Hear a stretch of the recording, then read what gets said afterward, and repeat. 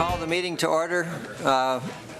We'll let the coordination on the side here move forward while we do a few minor business items.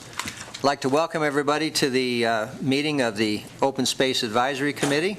Thank you all for coming. I know many of you were in the Bonanza room earlier and took a look at some of the maps, offered some comments, and we appreciate that very much. We look forward to hearing from people tonight. I will ask you, if you would, when you do come forward, to please print your name on the sheet at the podium so that our minutes can accurately reflect who you were and your comments. With that, I would ask for a roll call and determination of a quorum. Chairperson Scott. Here. Vice Chairperson Riedel. Here. Member Evans. Here. Member Fitzsimmons. Here. Member Inverson. Here. Member Lincoln. Here. Member Welborn. Here. A quorum's present. Thank you. I would like to recognize a new member of our team and ask Jennifer if she would introduce herself and tell us just briefly a little bit about your background, and we're glad to have you here. Oh, thank you very much. Good evening. My name's Jennifer. I'm originally from Southern California and came up to Northern Nevada to work in the Nevada legislature in 2005 and 2007. Went back to Las Vegas, and I went to Las Vegas to go to law school and missed Northern Nevada. And at the time, I got a job out of law school to work for a private firm, doing mostly insurance defense for about 4 years. And decided I needed a change, and came up here with my husband and my 14-month-old son, and absolutely love it. So thank you for having me. Well, thank you, Jennifer. It's nice to be here. Just please don't correct the chair on anything. With that, as instructed, I'm going to ask for public comment. At this point, anybody in the public is welcome to address the Open Space Advisory Committee. We would ask that you keep your comments to those items which are not on the agenda. We will capture those later on as we reach those agenda points. But does anybody at this time have any comments from the public? Yes. Please come forward. Hi, my name is Mary Siders, and I'm here with a friend, actually, Shelley Shaw, and we're here basically to discuss, now that the Prison Hill area is open space for Carson City, the recent storm event there. And I brought some maps, and I don't know, you probably can't see them, but basically there's about a 40-foot wide drainage channel that comes off of Prison Hill on the west side. And the road that the city now is part of the open space goes up to these water tanks and up here to the trail. So you had a 40-foot channel here, and that was accommodated with a 24-inch pipe. So needless to say, taking the water out of a 40-foot channel and trying to run it through a 24-inch pipe doesn't work real well when you get significant precipitation. And so what happened was the water quickly went over the road, and it used the road as a high-speed expressway. So that water gained a tremendous amount of momentum. Normally it would be dissipated, some of the energy would be dissipated as it went through the sagebrush and the normal channels, but that didn't happen. It went right down the road. And if people haven't been up to Prison Hill, the trail that used to be there is now incised about 4 to 5 feet deep. The trail does not exist anymore. That is the main trail from near the water tank. You park up by the water tank and head up the hill. That trail is gone. It's now a 4 to 5 foot gully. So I guess what we want the board to think about and consider is doing something to enhance that drainage. Get rid of that 24-inch pipe and put in some seriously sized pipe under the road to direct that flow down to the normal channel, as opposed to raging down Kuntz across the new highway and getting every house there on Kuntz, on that edge of Kuntz, if anybody's been up there. and filling the driveways and some of the garages with mud. I spent a good part of yesterday shoveling, helping a friend. So that was really my comment, and I hope you'll consider now that Carson City is the proud owner of the open space there to doing some improvements to accommodate that 40-foot channel. Thank you. Thank you. Be sure, if you would, and sign in. Are those pictures that you could leave with staff? Yes.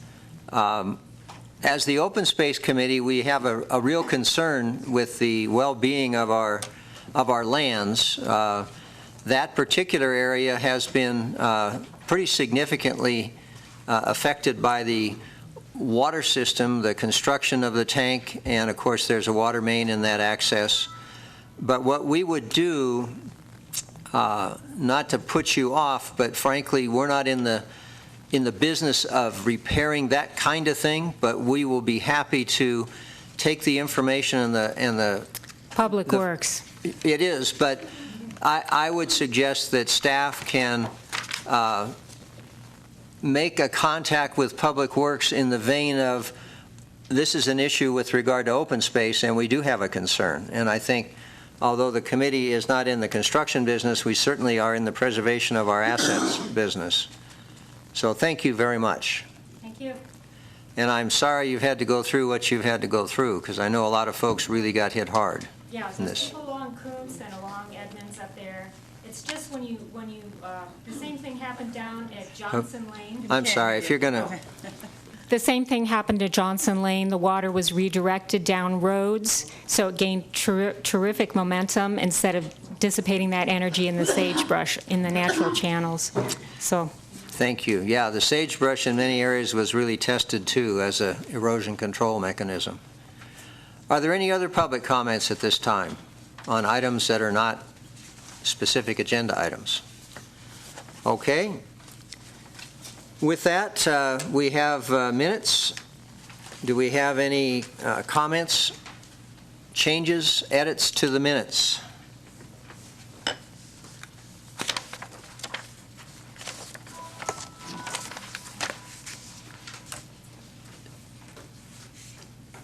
Well, committee members don't all speak at once. These are the regular meeting on June 16th, our last meeting. Yes, Trish. I was not provided with an agenda or minutes in my packet whatsoever. Yeah, you'll find, there you go. Did you get yours from the pool? Mm-hmm. Because there was a small envelope, not a big envelope at the One pool? with my name on it. I didn't see it. There should have been two. One was the large packet with the management plan, which was available a week and a half ago, and then there was a second smaller one, which was tonight's agenda packet.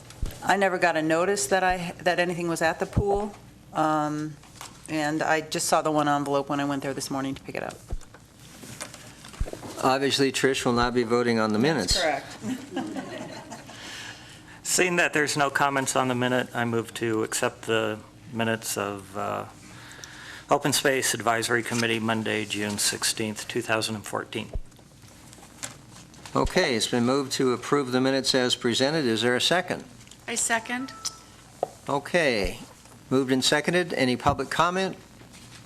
Any further comment from the committee? All in favor say aye. Aye. Aye. Abstain? Aye. Okay. Thank you very much. Do we have any modifications to the agenda? No, sir, we do not. Okay.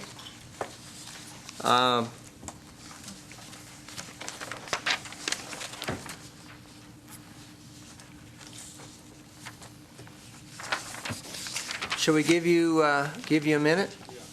Okay. We're going to just briefly adjourn here or hold off for a few minutes while we get the video presentation going. So we'll just stay in recess for a minute. Ann, are there agendas in the back of the room? Yes.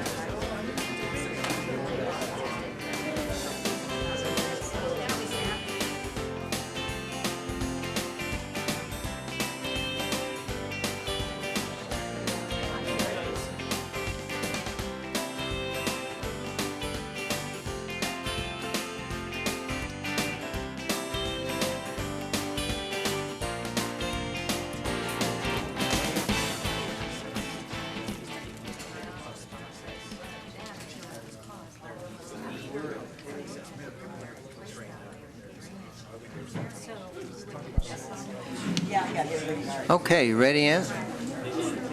Lynn, you ready? Okay. We'll call the meeting back to order. Thanks for all the technical help. Our next item is presentation and discussion only on the draft management plan for Carson City open space and parks in the Carson River area, dated July 2014. This has been the subject of an open house that started this afternoon about 3 o'clock and has been ongoing in the Bonanza Room. We appreciate the comments and the information that people have offered at that point. I would mention that our firm has been involved in this particular effort in the form of technical assistance to staff. I will be participating in the discussion, but not anything further. It's not an item for vote, so I would just simply make that announcement. With that, I would ask staff to make a presentation. What I'd like to do tonight is to have the staff presentation. We'll have any immediate comments or questions that the committee members might have. We'll give the public a chance to make any and all comments that members of the public might have. We'll come back for any final comments by committee members, and we will then move on to our next agenda item. So that's the plan. So if you would, Ann or Lynn, who's going to present? I will go ahead and introduce Ms. Lynn Zong with Resource Concept. She will present a PowerPoint presentation, after which we can also accept comments and questions. Thank you, Ann. I just want to let everyone know that this is extremely brief. We had pretty detailed maps up on the wall for a couple hours before this, and want to keep this brief and then have plenty of time for discussion with the participants here. So the management plan just came out. It's available online at carson.org. And if you just put management plan in the search box, it'll pop right up. And then, of course, for more information, you can contact Ann Bollinger. That's her phone number and her email address, and that is on the comment sheets that are in the back to get a hold of her. So the plan status. As you know, there was a preliminary draft that was circulated amongst the staff in about the spring of 2012. In January 2014, we brought the draft chapters 1 and 2 in front of the Open Space Advisory Committee for review. Then in June, we brought a draft of chapter 3, and now we have all of the chapters, which includes 4 through 8. So just briefly, the introduction of the plan talks about the management area, background information, the plan purpose, which it's very important what this plan is accomplishing to satisfy the BLM conservation easement, to describe the land, summarize pertinent information pertaining to the land, and then recommended management actions. The plan is based on a number of management guidance documents. Everything that you see in the plan comes from existing information, and if there isn't existing information to guide the document, then it's noted as a recommended action that we need to go further into that particular resource. So that's important to know, that this isn't made up. It's coming from existing documents. So chapter 2 talks about the conservation easement lands. And the conservation easement lands are in the green on the map. It includes the Ambrose Carson River Natural Area, Prison Hill Recreation Area, and Silver Saddle Ranch, which includes Prison Hill, the Wetland Mitigation Area, and East Silver Saddle Ranch. Chapter 3 talks about the open space, which is in blue on this map. It's important to note that at the end of every chapter, there's a summary of recommended actions. So that is a very good place to go. At the end of the discussion for each property, there's recommended actions, and then at the end of each chapter, there's a summary of recommended actions. So it's a very good place to go, the end of each chapter. So the open space lands include Carson River Canyon, Golden Eagle and Mexican Dam properties, the Moffett property, the Morgan Mill Preserve, and then the 2 unnamed properties, which one is the Anderson Girard and the other one is the Vidler donation. Again, at the end of chapter 3, it talks about the recommended actions for each of those properties after it describes each property. Chapter 4 talks about the parks and trails. Again, at the end of this chapter, recommended actions, and the parks included in this plan are in purple on the map, and they include the Ambrose Carson River Natural Area, the park part, Carson River Park, Prison Hill Recreation Area on the west side of the main property there, as you can see the purple on the map, Riverview Park, which also Korean War Veterans Memorial Park. It also includes Chapter 4 includes a number of trails, including the Carson River Aquatic Trail, Empire Ranch Trail, the Hidden Meadows Trailhead, Mexican Ditch, and the Morgan Mill Road River Access Area. So chapters 2, 3, and 4 talk about all of the properties. Then going on to chapter 5, get into quite a bit of meat of the document. It talks about adjacent lands, which we have the BLM and the state, maintenance and performance levels of service, which that is referring to how much maintenance a property will take to get it to the level that it needs to be for public use. For instance, ball fields are a lot different maintenance level than open space lands. And then resource management items. We have a number of resources that we discuss in as much detail as we can, and we have recommended actions for each one of these works. So these are all items that people brought to the different meetings that we've had as we've gone through this, areas that needed to be just discussed and described a bit more. And there's recommended actions for each one of these as well, and that's summarized at the end of chapter 5. Then chapter 6 is the administration of the properties, which includes bringing in the related plans and ordinances, the fees and reservations, communication planning, which is a very short blurb, but very important that there's a good communication plan amongst the the people that are going to be managing these properties, including the volunteer organizations. And then again, a summary of recommended actions.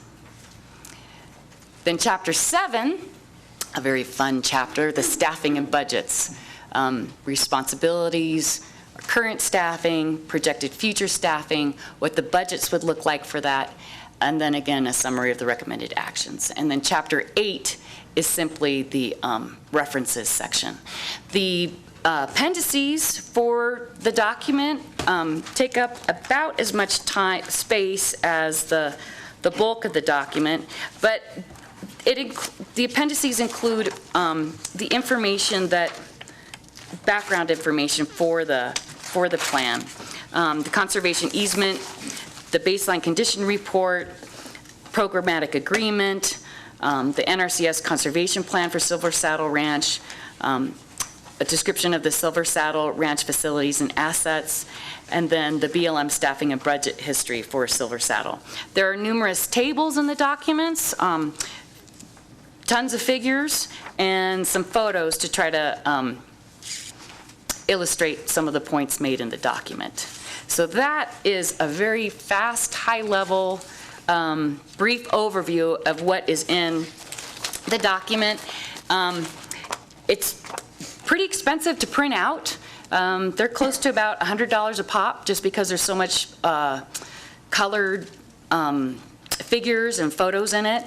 So I know the city made quite a few copies, but the best way to get it would be online, or if you want, we can give you a thumb drive of it, but that's why these aren't being handed out to everybody here, because they're pretty expensive. So that's all I have. Okay, is that, at this point, anything more from staff? Just so I don't forget, on September 2nd at the Parks and Recreation Commission, there will be another opportunity, same presentation, another opportunity for public comment. Great, thank you. Okay, I'd like to bring it back to the committee.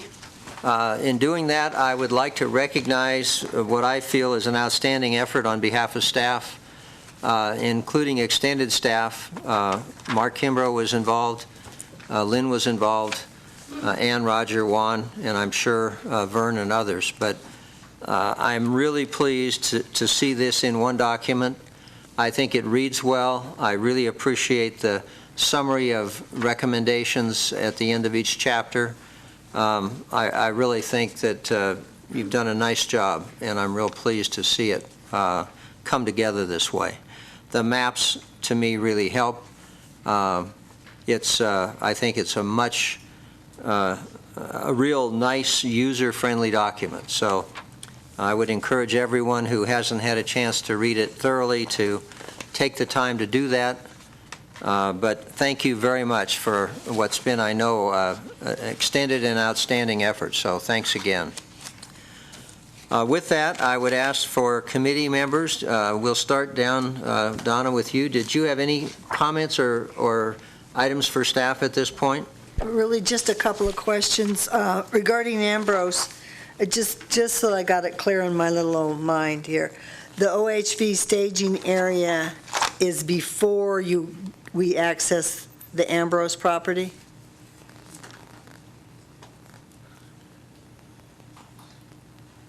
Which area are you referring The one to as the that OHV has a staging? sign that says OHV staging area? Yeah, that is on BLM ground Okay. to the east of the Ambrose boundary. So it's before you get on Yeah. Ambrose? Okay, I thought it was, but I Right. wanted to make sure.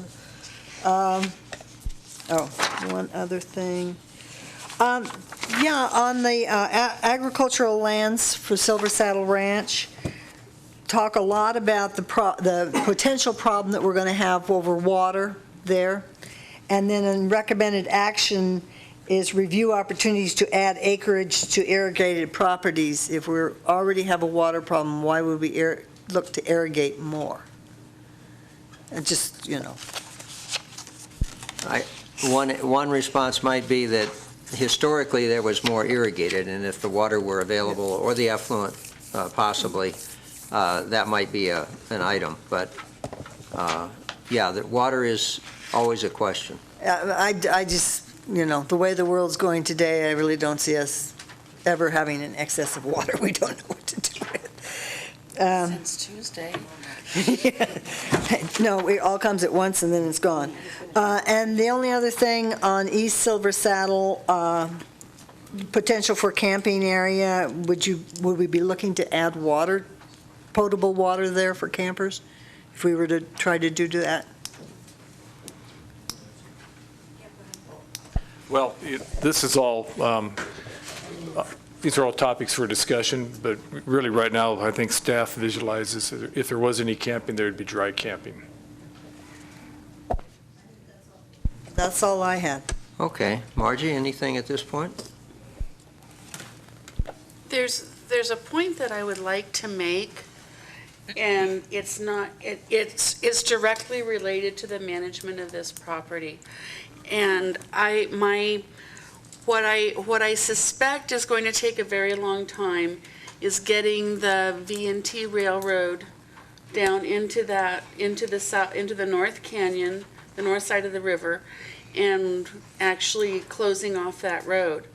But I would like for us to keep in mind that that is likely to happen at some point, and I really want us to keep the south side of the river available.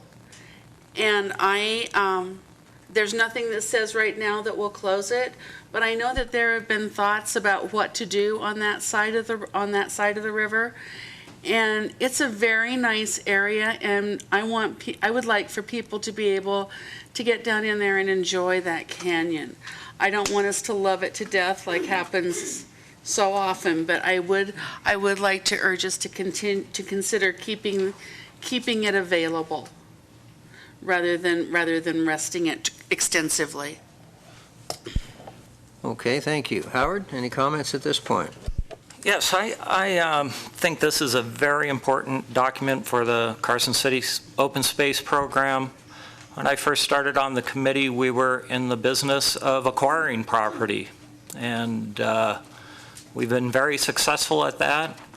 But now we are big property owners, and as all of you know in the public and on the committee, that once you have property, you got to take care of it, and it's a big important step. And I'm glad to see all the members of the public here to comment on this plan. And I will say that this plan, to me, is like a bridge from acquiring open space to managing it. And there's a lot of recommended actions in here that is going to take a lot more public input and a lot more public meetings to really make the recommended actions community-based actions. Community-based actions are always the best for the community. And so when you're looking at these recommended actions, I think we should all realize that there's more work to be done, but this is an important step to move forward. Thanks, Howard. Trish? As you know from my earlier comments, I haven't had a long time to peruse this, but I have noted on the organizational chart that we were provided that there's proposal to add 3 full-time and 2 more part-time positions to our staff, which I think is a pipe dream considering our budget, but I guess it's something that we look at in the future. I just thought that that was something I hadn't heard in our meetings prior to this. Okay. Laura? I don't have any specific questions. I absolutely agree that this is a very important document. It's really accessible, and I'm just really grateful that we have it here tonight. Thanks. Toby? I guess I would just like to second what Donna said concerning the agriculture.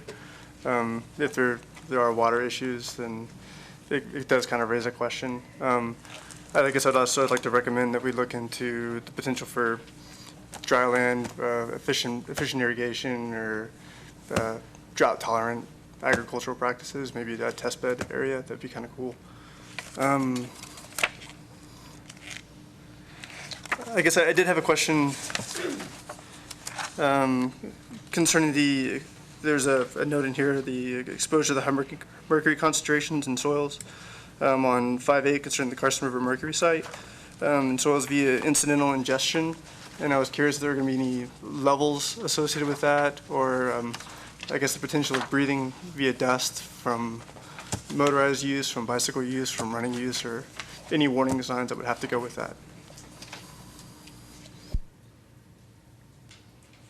Are you thinking, Toby, down along the river itself in some of those areas where we're Yeah, close? predominantly along the river, along the Superfund site, just the areas of concern in general. The U.S. Geological Survey break area down there? Exactly, my lunch run. I'm looking at Randy Paul to see if he wants to come up and address that question. That's mean of me to say that.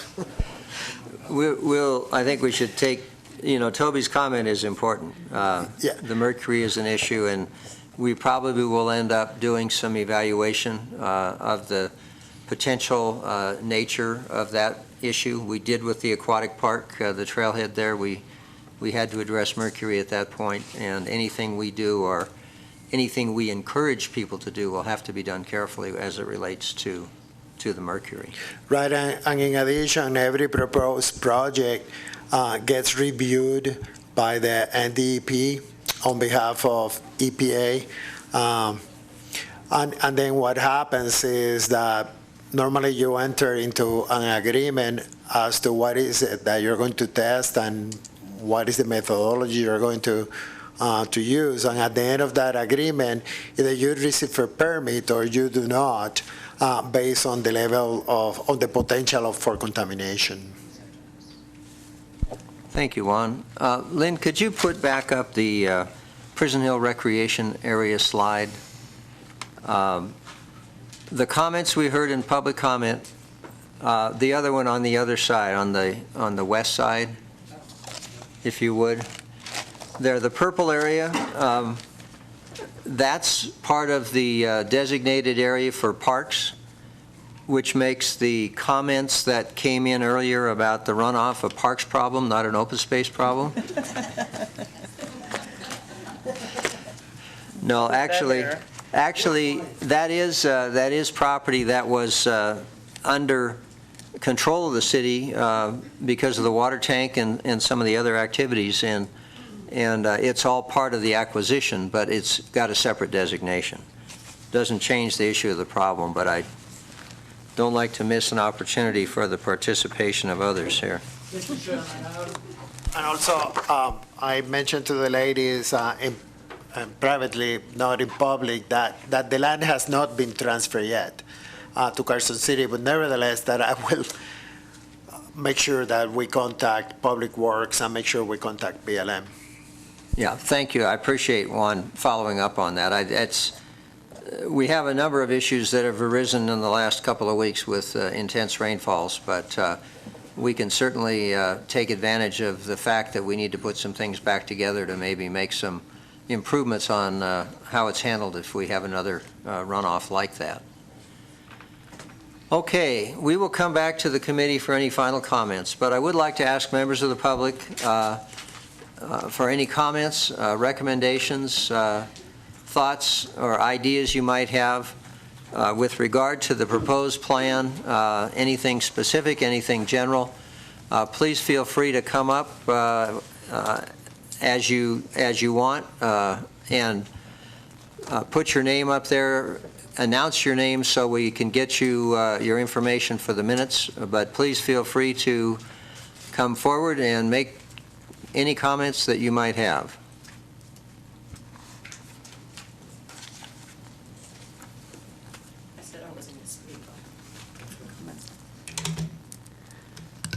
Good evening, Mr. Chair, members of the committee. Nice to see some old friends. Lisa Huffman, for the record, and I'm here representing the Carson City Sheriff's Department. We're the Mounted Search and Rescue. So my interest tonight is in Silver Saddle Ranch, and I just thought of a few things from the open space earlier today, and then as you're talking tonight, I thought of just 3 or 4 points I would like to make, if you'll allow. And I will sign my name before I leave. The arena size. It sounds like from the notes that they're wanting to reduce the arena because there's a trail that needed to go or used to go through there. And when we train, which admittedly is once a year, it's not like we're there every month and there are other uses of that area. When we train, we can have 30, 35, upwards of that, horses in the arena. So if we cut the size, I wouldn't want any head-ons and run-ins and catastrophes. I would just love to see the same size. Perhaps there's a way that the arena could be taken, if you cut the western area, that southwest area, which is sagebrush, maybe it could be elongated and made a little bigger that direction southeast. Just a suggestion. The other is firearms. I was having a discussion with one of the other audience members before the meeting started. There are firearms used. It is part of the training, and there are blanks that are shot. So I don't know what other emergencies or catastrophes people are thinking that is going on. And I don't know the ins and outs of getting the permit for that, but that's an annual part of the training, so that we fire off of horseback and the horses don't go ballistic. They're also used mostly by persons who are trained personnel in the sheriff's departments, Sparks, Carson City, et cetera, who know what they're doing and have routine training with that. Fireworks. We do that as part of the test on the Friday night. Come out and see it sometime. It's a blast, literally. We do take safety first. There's a fire truck on hand, the whole bit. And we've got horses and people in consideration for the safety. And then the training, I think, is valuable for the public safety. Not only are we search and rescue, so we can get to places where a quad or a police car couldn't, if that were needed, if that was the case, but also throughout the year, including street and highway safety, the 4th of July at Mills Park, so we're instrumental with that. You guys have probably all seen the mounted unit out. The Taste of Downtown, things like that for crowd control, so it's in the city's interest for public safety. Also, Carson City public image. Everybody loves to come up and pet the horses, so I appreciate your listening to my comments and taking consideration. Thank you, Lisa. Thank you. Any comments or questions for Lisa?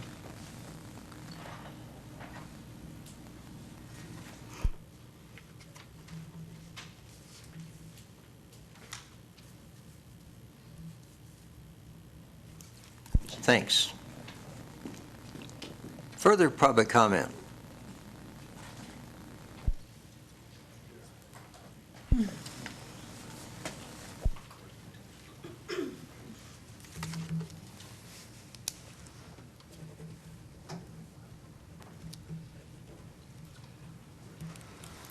Good evening, Mr. Chair, Commission.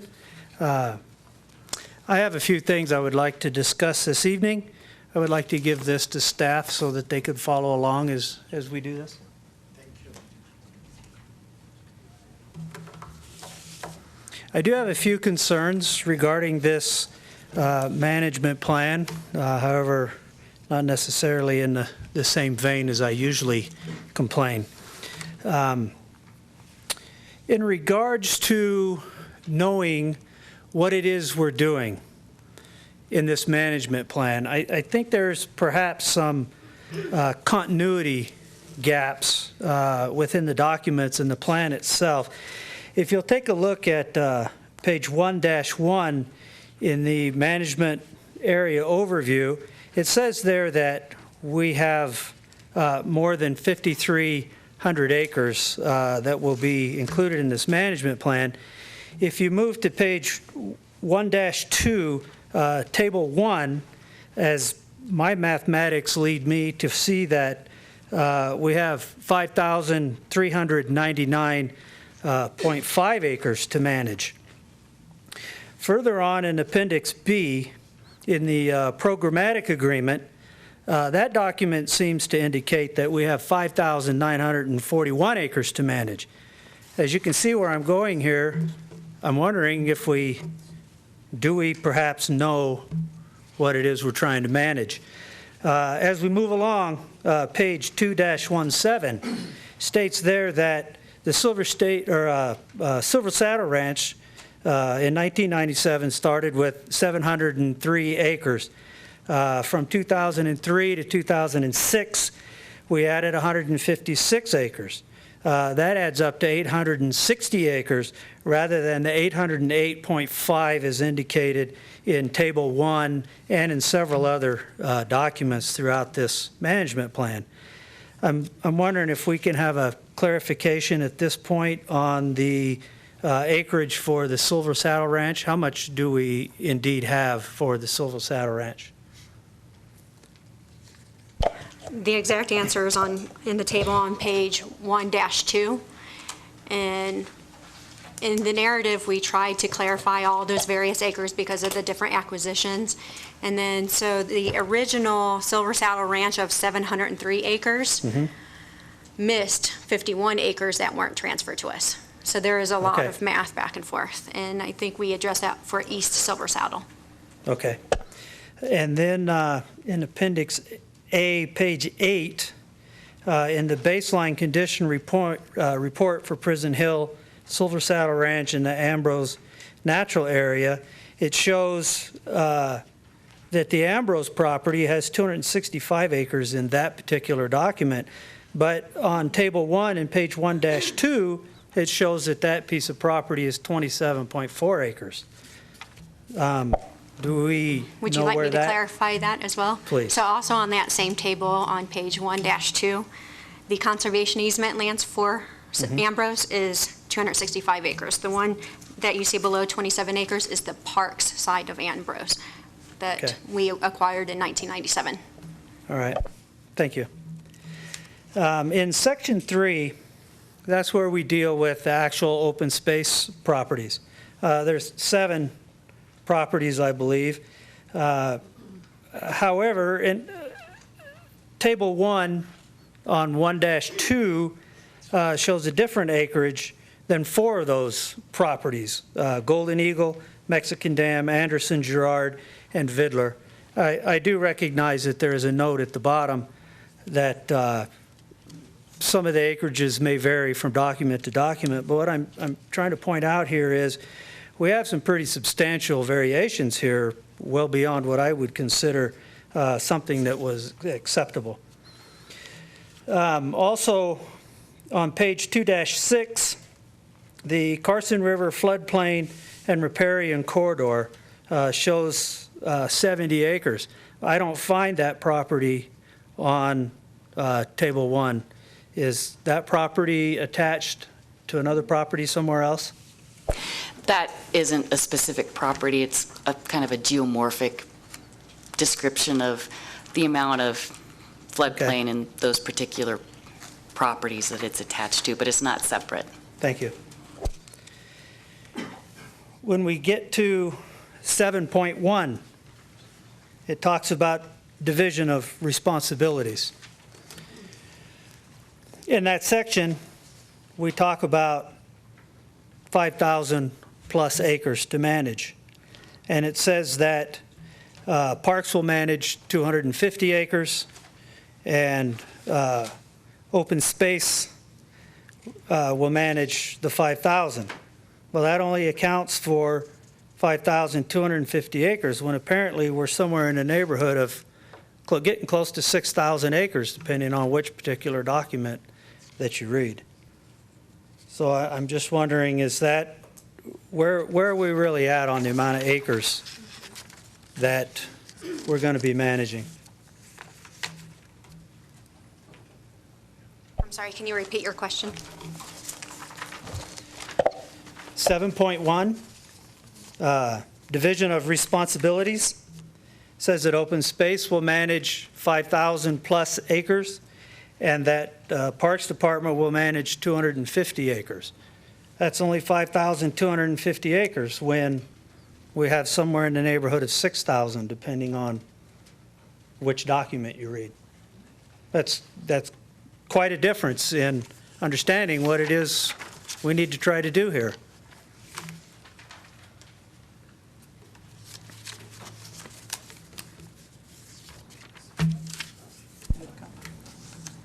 I think that's something staff can look at Morris. Okay.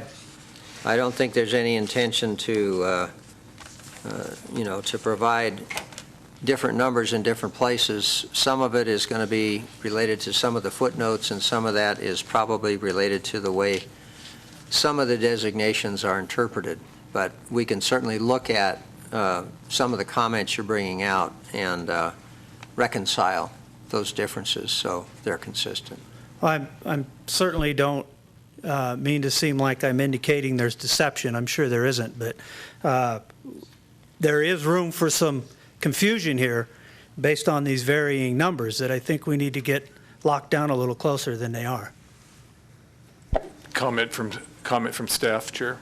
Please. Roger, go ahead. You brought up some good points, Morris, and we'll take a look at these.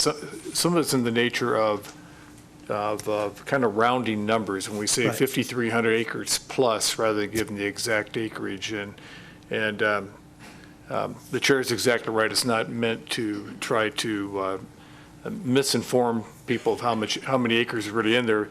Probably what really counts is when we get back to section 1.2 where we really have the table and show the acreage. That's where we really want to have it nailed down and be really specific. So we'll double check that information you gave us and see where we can clean some of that up.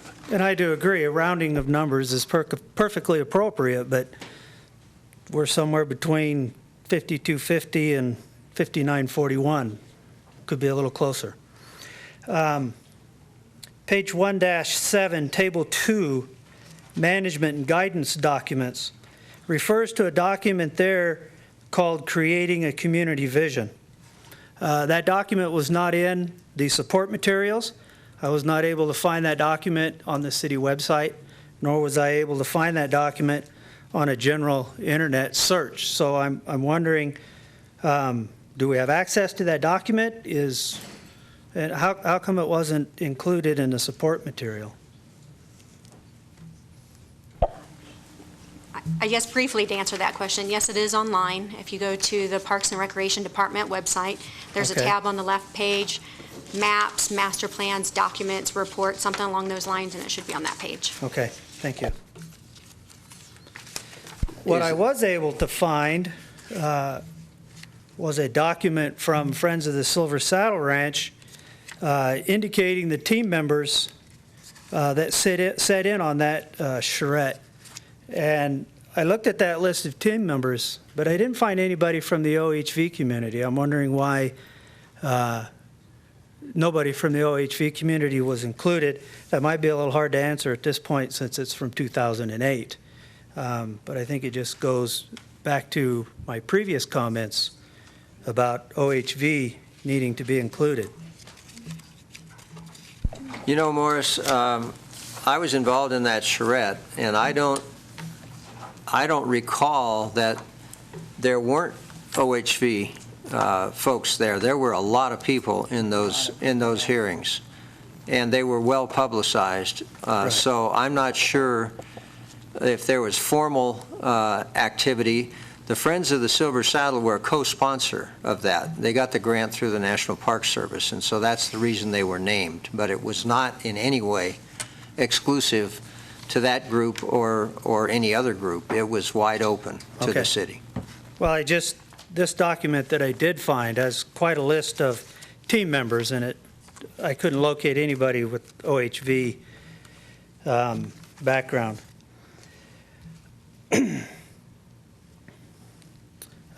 Page 2-1, line 5, refers to protecting scenic resources, including the preservation of dark skies.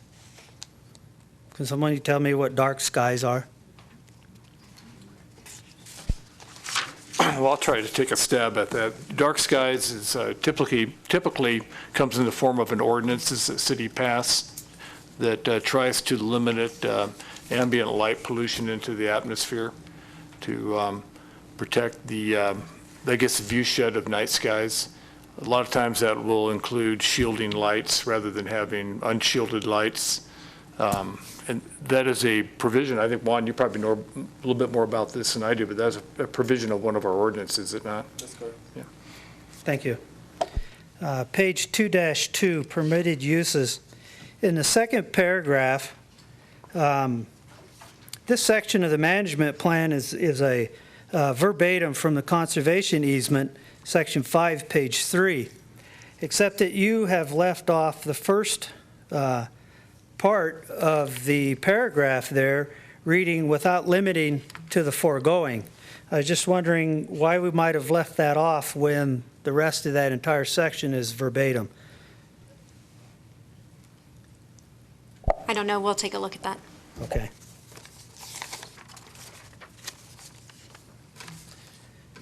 Page 2-3, also under permitted uses, on your second paragraph there, the paragraph starts with, except for official use, and then ends when it gets to section 7, where there's a period. That particular sentence doesn't really seem to say anything. It's a pretty long sentence, but it doesn't get to the point. So I'm wondering, what is that all about? Are you still on page 2-3? Yes. Okay, yeah, all of this is just word for word from the conservation easement, which is a done signed document.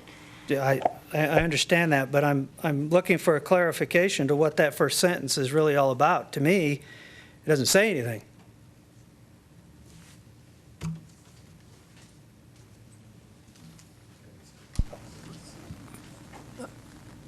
I'd make a note of that. I think there's a point there that Morris is making. I think you have a point. The sentence is unclear.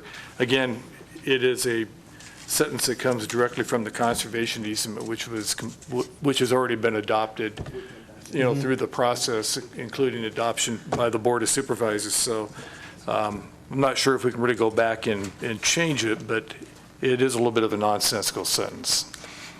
And second question regarding that, it is referring to section 7. Is it proper to assume that section 7 would be from this programmatic agreement? No, it's from Further, the next two sections. I believe down. it's referring to section 7 of the conservation easement. Conservation easement, yes, okay. Page 2-10. Deer Run Road is referred to as a shared street facility. Can you explain what a shared street facility is, please? Well, that is directly, I believe, from the We have Patrick here. Unified Pathways Master Plan. And we do have, Patrick, I hate to put you on the spot, but we have Patrick Pittenger, our transportation director, back here, who, the question is, can we define what a shared street facility is? Sorry about that, Patrick. Nice pen. Patrick Pittenger, Transportation Manager, Carson City Public Works Department. Just to make sure the point of reference is related to bicycle facilities. Yes, generally speaking, a shared facility is one that that you'd expect obviously cars to be driving on, but also that bicycles would use as well. They don't necessarily have to have any obviously not bike lanes, but not even like a share or something. It would just be expected that they have the width to accommodate both bicycles and cars simultaneously. That'll teach you to show up at our meetings. Page 3-2, location and access, mile 1 of the Brunswick Canyon Road. It says there that visitors may park, and then it goes on and says, and then follow the road by alternative methods. Are you excluding full-size vehicles?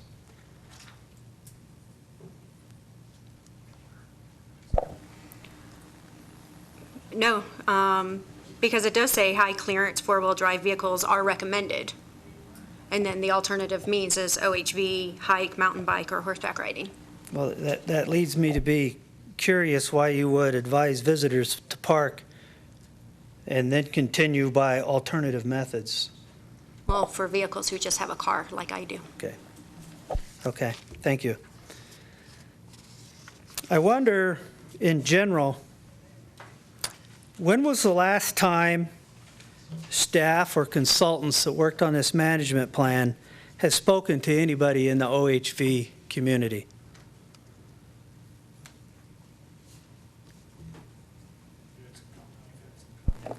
It's been at least 2 hours, right? Yeah, most recently at least 2 hours, and before that, Doug Peterson, when we discussed the Prison Hill area, and before that, general comments with not necessarily OHB community, with people that use recreation, and in between that and all of this, Terry Preston comes to each one of our meetings just about and remind us about the need to keep the motorized community in our minds. Okay, thank you. Appreciate your time. Thank you, Horace. Other public comment? Speaking of Terry Preston. Hi there. Hey.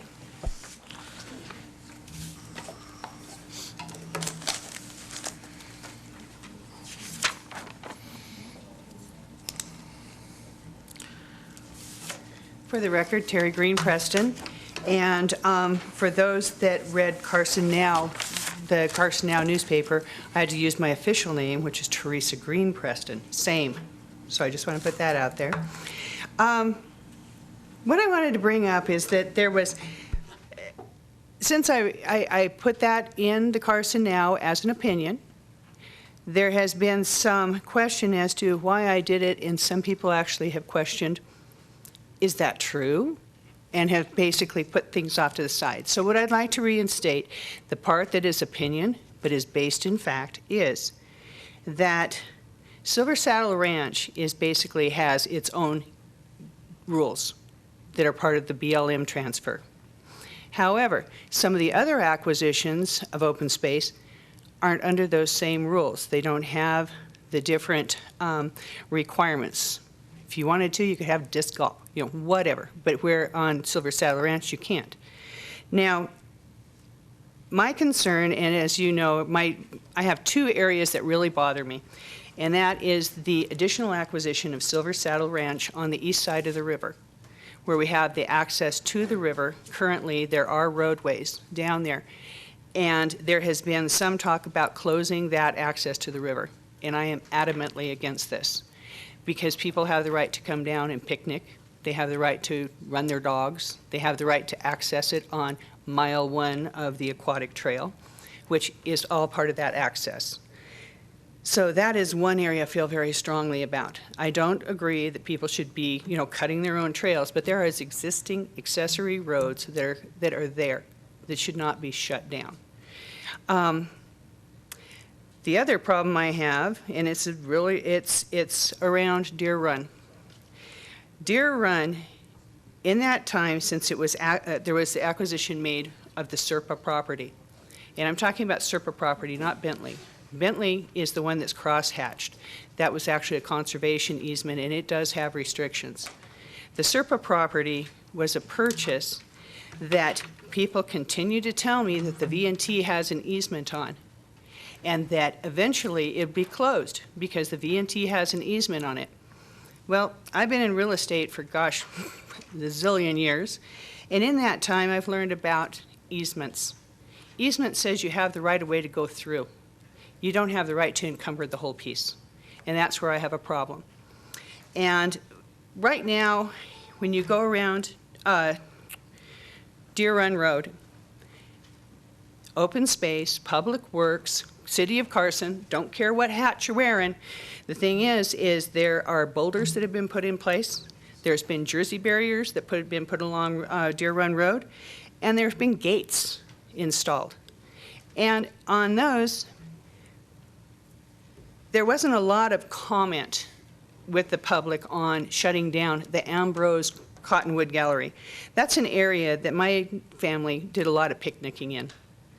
And to have the picnic tables removed from there, to have the access removed from there, to not allow parking except for across the road, and it's a dangerous road to cross, that to me is a problem.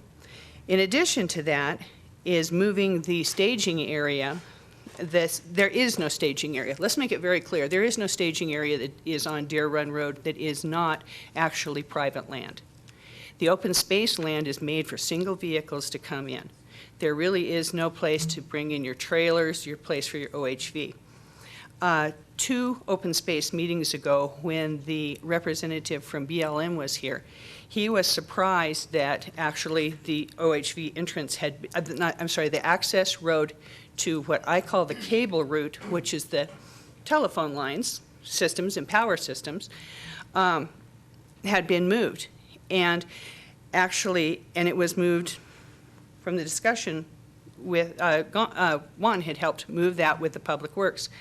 What I'm asking for is I'm asking that there be a staging area on the upper side of Ambrose, not the area down in the nature reserve, not next to the river, not something that's going to go ahead any road, but something that is up on the other side of Prison Hill Road, I'm sorry, on the other side of Deer Run Road where you can access the cable route. And there'd be a space in there where people could bring in trailers, they could bring in their trucks, they could unload their motorcycles, they could take their OHVs. Right now what's happened is there's a new thing that started up, and it's something that bothers me too, and I'm part of the OHV community. But you can't get to Brunswick Canyon. There's a whole road that's being built, that is being traveled by OHVs and right parallel to the Deer Run Road. And that right there would stop if you were able to go ahead and give them access into the open space areas and into the BLM areas.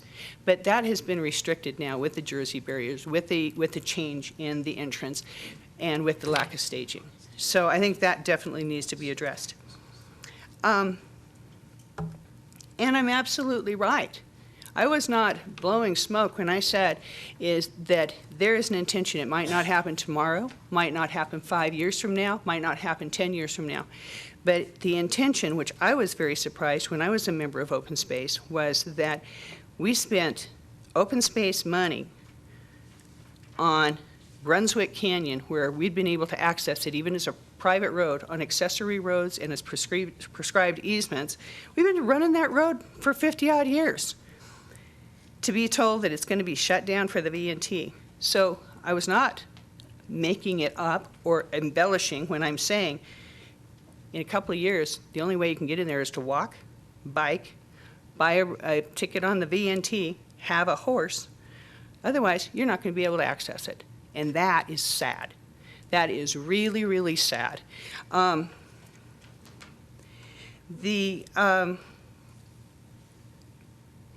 See. And some people have said, oh, you know, I invite anyone that on the Carson.org site are a list of every one of the agendas, every one of the minutes of every open space meeting. And I invite people to actually read that and see what's happening and what's going on. If they're really concerned about it, they need to know. And a lot of people have not taken the time to hear what's going on. They haven't taken the time to actually see what's going on. And when things are shut down, they're going to all be surprised. And I think that that's my biggest concern. In addition, Golden Eagle. I think Golden Eagle is a wonderful acquisition that you've done.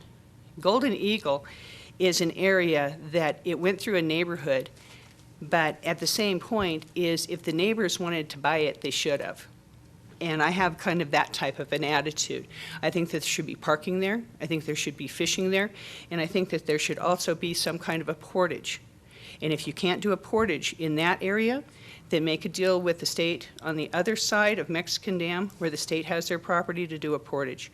Because right now, we have a wonderful opportunity. We have an aquatic trail, but we have a lot of people that are not experienced, that are going down the Deer Run. And a friend of mine from high school thought she could take her kayak down there, and fortunately was rescued out of a train wreck. She went down there by herself, because there's not enough information out there to let people know that it is a very dangerous river and that there are only certain type of watercraft should go down there, and you should not be doing it by yourself.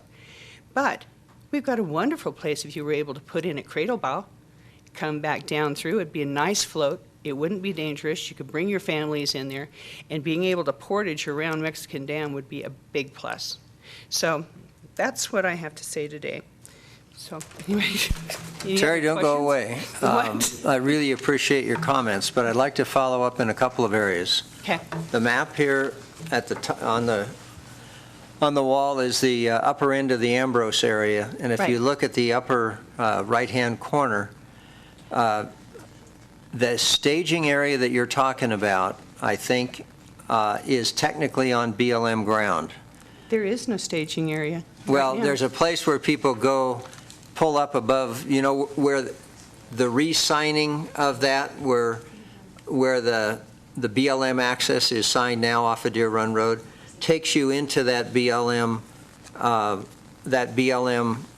land, and there's nothing organized, but you see a number of, you'll see a couple vehicles once in a while, a trailer in there, but that is an area that we've at least informally discussed could be a really nice trailhead area to be able to get to the power line, which you can see a little bit further up, and to prevent forcing people to come down off the slope onto Deer Run Road, which is what the Jersey barriers and the the rocks are trying to do, and of course they just get viewed as an obstacle to be overcome.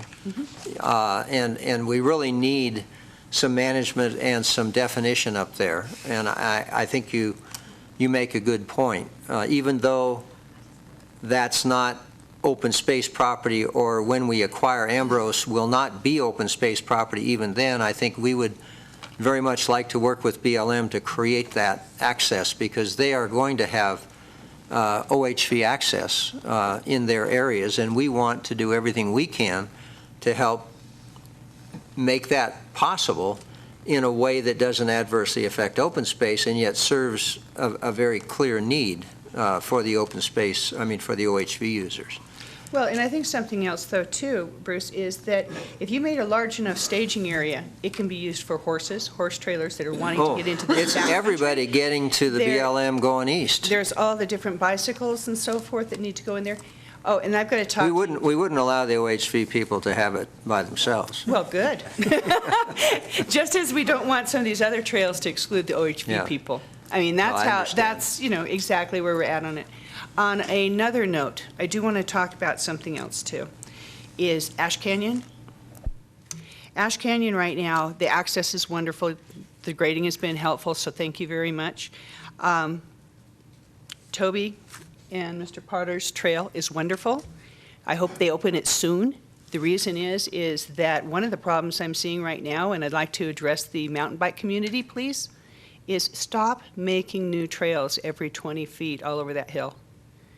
Because we are running into all sorts of new single-track trails, all through, up around the back of Timberline, on up through, onto the other side, down on the upper part of where Jost is, into the state lands. I mean, if you're going to have a single track, use the single track. It's not necessary to build your own every darn time. So that's my other concern.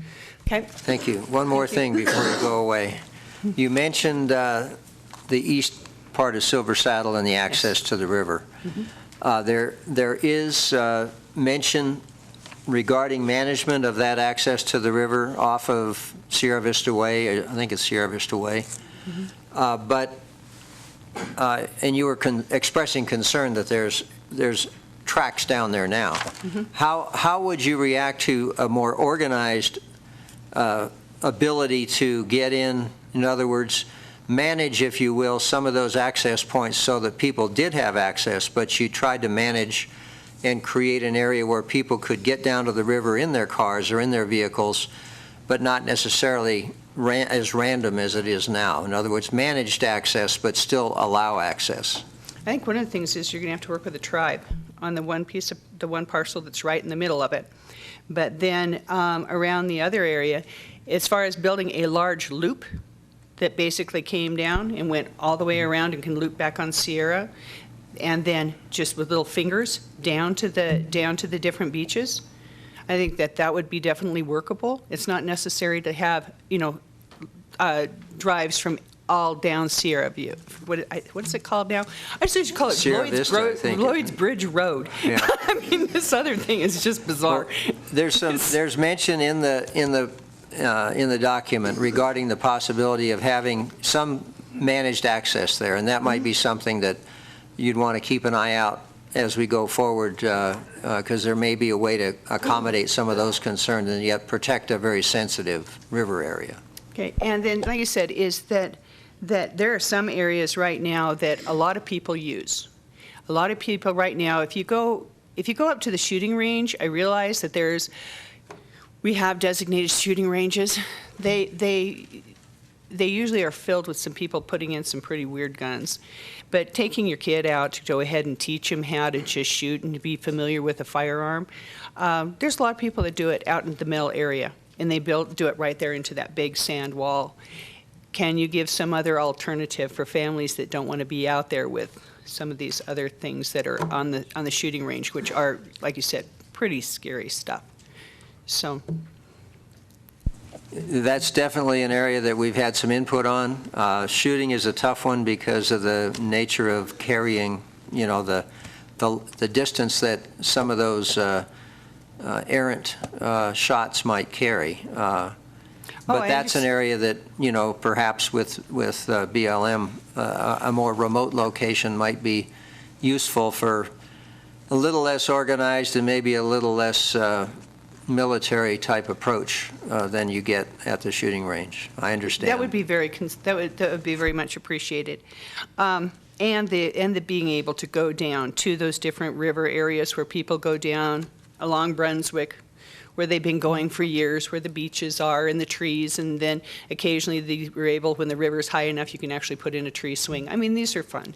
So, I'd like to see some of those remain. So, okay? Thank you. Can I make some comments? Sure. Terry, kind of a question for you. Sure. You referred, and Bruce, you really covered, I think, very well the idea about managing vehicle use down by the river on the east side of the river on Silver Saddle Ranch. But I just wanted to read that recommendation out of the report and kind of get your opinion on it. Now, keep in mind that it's meant to be general because there aren't plans at this point developed. So this is on page 22. One of the recommendations says, or 220, one of the recommendations says, near the river, designate the parking area and maintain barriers to prohibit vehicle access into non-motorized use areas, the riparian corridor, floodplain, and other sensitive areas. So the way I interpreted that was it's not to preclude vehicles, motorized vehicles from that area, but really kind of manage it, develop a parking area so that people aren't driving right down to the bank of the river or into some of those sensitive areas in the riparian zone.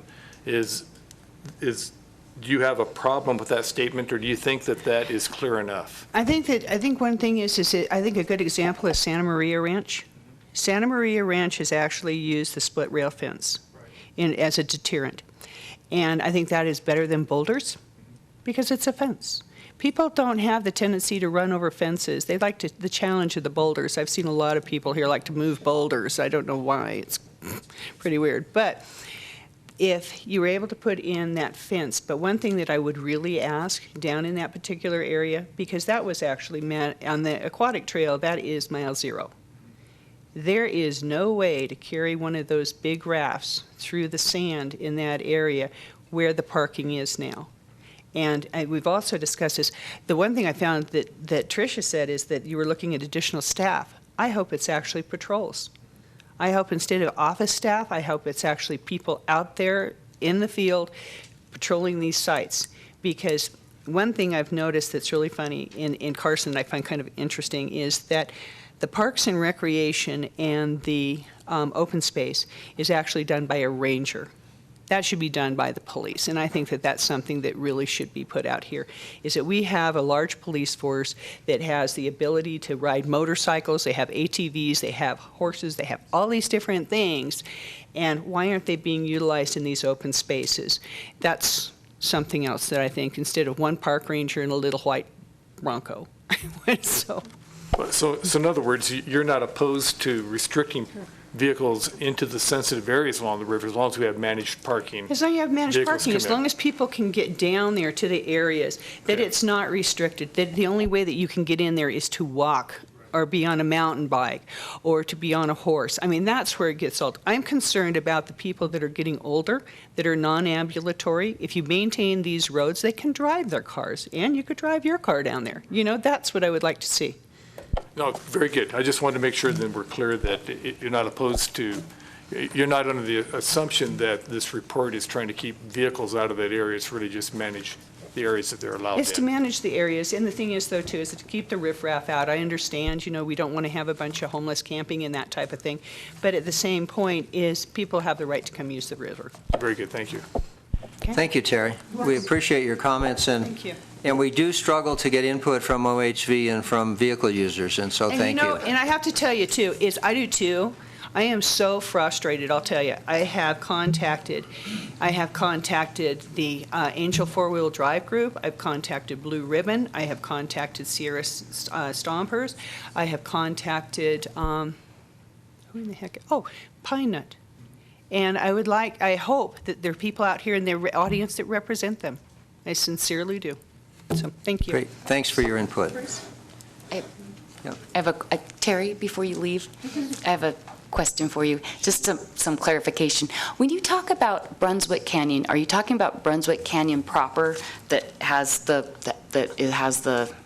I'm talking about the the light blue that has no hash marks. So Carson River Canyon. Carson River Canyon. So yes. when you say you want access in there, are you talking about the north side or the south side or both sides? Thing is you have to understand, when I came from growing up here, and that bridge used to be operable. And so, you know, we had access on both sides. Yeah. We had access on both sides, and then now you could still access the south side from the cable road. You can go here that way, or you can come back Sedge Road and go back this other way. You can do that, but most people don't even know how to get there. And a lot of them are kind of afraid, you know, what's all back there and, you know, how to go around. Now, and then there's so many signs up anymore. There's so many signs and so many closures and things that it's really disconcerting. Now, on the north side, I feel you should be able to go all the way out there, where we've always been able to go. And I realize that the purchase agreement or the transfer agreement for the conservation in the hatched area will not allow that, because that was actually a condition put down by Mr. Bentley. But surplus property doesn't have those restrictions. So that's... Okay, my turn, Terry. Okay, yeah, so on the map, and we do listen to your concerns, and so one of the things that we added to this map, on this one you can see the future access route. There's one little yellow dot on this map. Our documents have one more further to the north.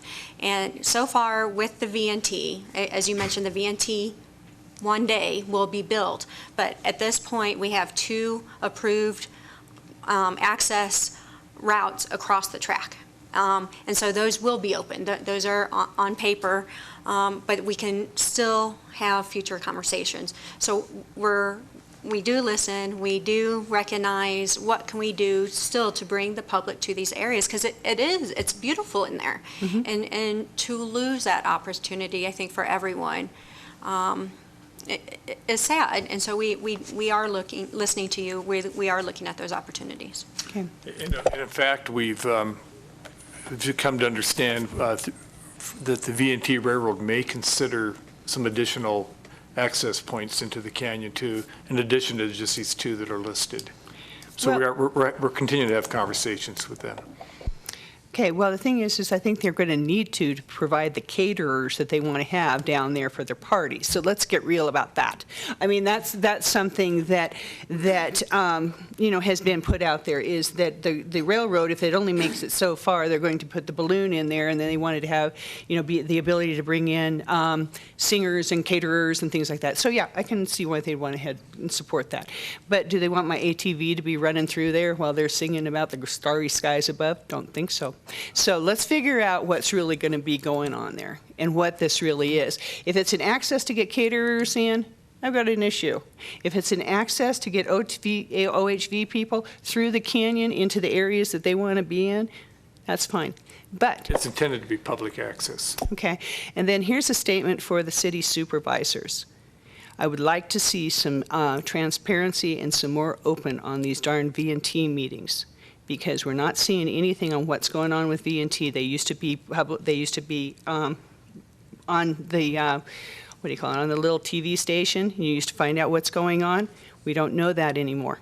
And I'd like to have the city supervisors start making that a little bit more transparent, start showing those back up on the public television. So, okay? Thank you, Terry. Thank you. And please note that the Open Space Committee has not endorsed caterers in the Carson River Canyon. No, but you know what? I was here when Dwight Millard decided that, yeah, that would be great. So, you know, that's what I remember. So, Okay. Thanks. Steve. Thank you, Mr. Chairman. For the record, Steve Hartman. I want to try and get elevated to about 50,000 feet instead of trying to edit your copy and deal with minutia, which those plans are not about. I came down here to remind you all of the genesis of this effort. And that relates to the fact that the open space is but one of the things that this bond issue is about. And the bond issue was an act of the people. And there have been times in the past when there have been efforts to raid open space funds. And I know that you will continue your resistance of that. Because I guarantee you, as long as I am still ambulatory, I will be there to do so. But part and parcel of that is the division of monies that go on, and some of the foresight I think that we had at the time we went down this road. And that was in part that we had a chunk of money set aside for management. And as I think all of us realize and understand, we are pretty much right in the middle of that phase in that transition to the management side. But I don't think that means that we're completely done in acquisition. So I would caution that you not, in your section 7, spend all your money in engaging ongoing costs, soft costs. A lot of the things that you've talked about tonight are that fuzzy line that we discussed for many years with the supervisors, with Park and Rec and open space. What is an open space expense and what is a active recreation park and rec expense? It often, as we all know, is very fuzzy. And from the community's perspective, it's their money, and they want to make sure that there is a division, and as long as you embark on an effort that is reasonable in making the fuzzy line as bright as you can make it, I think they'll accept that. Master plans are very organic, moving, changing, ever-changing documents. That's what they're intended to be. These aren't plans. Plans will come. And this body has done a very remarkable job for a long time. And the community, I think, is very fortunate to have the effort that all of you put in, and I know what that is. But we've also had a lot of volunteers. A couple of them, my favorite is right over there in that corner, who has done absolutely incredible things on the mountain. And as one who walks up that mountain every morning on those single-track trails, I guess I would differ with Terry. There's not a lot of new trails being cut, particularly by the folks who truly use that for mountain biking. There are some other folks who have been in there and torn up some country, but it hasn't been the mountain bike guys. But I think a lot of what you've heard tonight, you understand what I think maybe the community doesn't understand, and clearly some members don't understand, is that there is an incredible fabric in this community of interrelated plans, of actions, regulations, ordinances, programmatic agreements, easements, conservation easements, interlocal agreements that have to be taken into account when you manage this open space. That cannot be done by volunteers.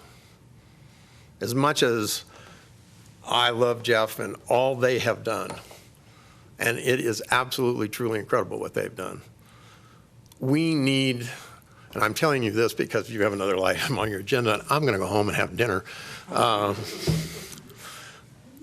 But you need to have someone, and whether it's Jawan or someone like Jawan who speaks English, we need that comprehensive kind of bringing all the pieces together. You ask this staff to do an awful lot, and this staff has done, I think, an awful lot over the years, and we've beat them into submission multiple times in the past. But they do a great job, and they're very committed. But we need a staff, but we don't need an exploding staff. Because I think there's a point at which a lot of our open space is going to stay passive. And so we need to keep noxious weeds out and do some, kind of big picture stuff, but we don't need to micromanage that stuff. We purposefully did not take title on some properties by using conservation easements so we could keep it in private hands, so we could have that property maintained with certain conditions, and they're in there about noxious weeds and the like. So anyway, I think you're doing a great job. I'm not here to complain about anything. So I do applaud you on your effort. You guys are doing a great job. Keep it up. And I'm going to dinner. So good job. Thank you, Steve. And thank you for your efforts in helping shape open space for quite a number of years. Appreciate it. He remembers not ever having dinner on this night. Hi, my name is Mike Turner, and I've been a resident of Mexican Dam out there for 22 years, back when that road was all dirt. We had a typical fight with the city to show them that they really did own most of that road down to the dam. So I've seen a lot of changes out there, and I really appreciate this document you've put together. It addresses a lot of things. We're big users of the Silver Saddle Ranch. We obviously care about the community. We built out there when no one else, we were the third house out there. So we really appreciate this. This addresses a lot of things. Sure, some of you have been out there since the last flash floods, and we really want to thank the roads department for getting the roads cleared. But that underscores some of the big problems we've got with erosion from the vehicles between off-road use between the power line and Sierra Vista Road. Most of the people, maybe half, use the parking there and then go up that road. But a number of them, every arroyo out there has tracks up it. Those arroyos are now deeply incised between the power line and the road down there because of uncontrolled aspects. Additionally, the biggest eyesore in this city is out there right by Lloyd's Bridge where the sledding hill, which is a great idea, but it's turned into a mud bog competition there. And that's city land. And the initial work 10 years ago, I think Tetra Tech did that work. The boulders got moved, the vehicles moved through there. Nothing's been done with that area in there. And I don't know if you can address that, but it's already filled up with silt. And if you look at all the roads above it, those are now 3 foot deep. So I don't know, I looked at my tax bill the other day. I said, what's this sub-conservancy money we pay out every year that we see no benefit from? Can some of that money be used to benefit the river and the silt that goes into the river by putting gabions and fencing critical areas there, keeping the traffic where the existing off-road vehicle parking is and the road up, fence that corridor so people, even use, pine fencing if you wish, but keep people on that corridor up to and away from all the hills. It's been, if you go back and look at all the photos from the last 20 years, you can just see the impact of the roads there has just been intense, particularly since the BLM bought the ranch. I'm sorry, but that was the worst thing to ever happen to that thing. I wish it had gone straight to the city or to the state parks. because it would have been managed a hell of a lot better than the BLM has done in that area there, and it's just been a mess. So unfortunately, open space has to clean up the BLM's mess, but I think based upon what I saw in the report and the draft agreement here, it looks really great. But I don't know if those funds are available through Subconservancy. We sure, as property owners are out there, we sure pay a lot of money into that, and it directly impacts the river. That right now, that river is so full of silt from this last flood, and I really encourage a little road trip out there for you guys to see what's happened to the road. The road department's got a lot of issues going on, undersized culverts on that entire stretch, and they're going to have to go out and clean out all the silt behind those right now. And now might be a good time to just upsize the culverts and then handle the upstream debris coming in. But otherwise, the other issue that really, the camping on the east side, I mean, it's in the summertime, it's at least once a week when we're calling in fires, when there's restricted issues out there, and we really don't want to end up burnt out there.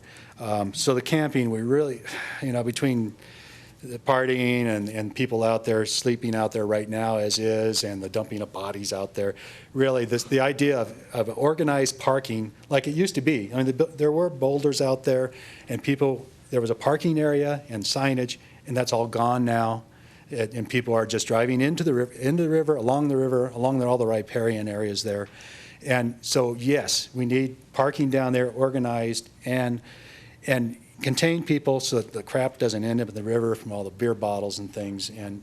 But it's a great place to go and enjoy. It's just we need organized parking, and the BLM hasn't been up to the issue. I mean, we won't go into them. It's a new chapter here with open space, and we sure appreciate your efforts. Thank you. Thank you for your comments. Good thoughts there. Yes, Ann? I will go ahead and address one of those questions. Yes, the Carson Water Subconservancy funds, I believe, would be available in that area, and we will go ahead and take a look at that. And I don't know if any 319 water quality grants might be available for that kind of thing, but it's a possibility as well. Other public comment? Come on up. Hi, my name's Aaron Litz, a longtime resident of the area. I like the fact that you guys have balanced out the use pretty well, I think, with all the areas that you have. I just had a couple issues. On the one map that we were looking at for the Prison Hill area, there's a lot of trails in that area, obviously, and I wanted to make sure that they were being maintained for OHV use, even though they're not marked on the map. Normally when we do maps with BLM and stuff, they want that it actually is outlined and marked and to be clearly for OHV. I understand that the line is up the hill pretty far and everything below that is OHV, but I would just request maybe that it is denoted somewhere. There's a similar issue, I guess, in the area that we talked about earlier, the Carson River Canyon, where the VNT is going to be. I would be concerned a little bit about that area if VNT goes in there, that they restrict too much area. Normally when you deal with a train and an easement for a train, it doesn't restrict the whole area. It restricts a certain distance on the other side of the tracks, and there are crossings, but the area still along the tracks is provided for access because it still is public area.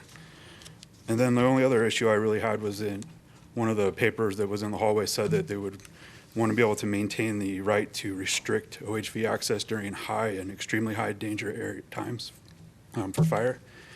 To me, that sounds a little bit like a backdoor way of restricting OHV access because you're not saying whose version of high danger it is or what criterion would be used for that decision.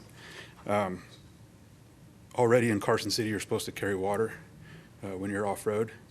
And I know that I do, and I carry one of the big fire extinguishers that are used for compressed air. We are all concerned with fire as much as anyone else is. And I bring a shovel and water with me wherever I go for that reason. So I would question if that exception is necessary when we're already required to be prepared for fire. And that was all I had. Thank you. Appreciate your comments, Aaron. I think, I don't envision open space setting new criteria for fire. I mean, we would probably defer to State Forester and the BLM when they designate, or the Forest Service. Certainly that's not a left-handed way to try to regulate OHV use. In the Prison Hill area, we haven't designated specific trails, but we have maintained the southern third to half of the Prison Hill area as OHV area, and there's no intention to change that other than to provide better signage and probably a better delineation of the boundary of that area. But thank you. And please continue to interface with staff or provide comments. We want to get a good balance of the comments and the inputs. We realize that OHV use is a sensitive area, and we want to try to find a balance within the range of the properties that we have ownership or control over, and at the same time the resources that they represent. And responsible OHV use, I think, is the best possible way to maximize the availability for the future. And because it tends to be dissimilar, not necessarily well organized, but people who care and who carry water and who watch, their impact are going to make a big difference in the long run. So thank you very much. Other public comment? Okay. Back to the committee. One last round of comments before we move on to the next agenda item. Start with Toby this time. Anything more, Toby? I didn't get to say it earlier, but I'd like to thank Terry for the social trails comment. You're absolutely right. West side, east side, north side, south side. Please stay on the trails.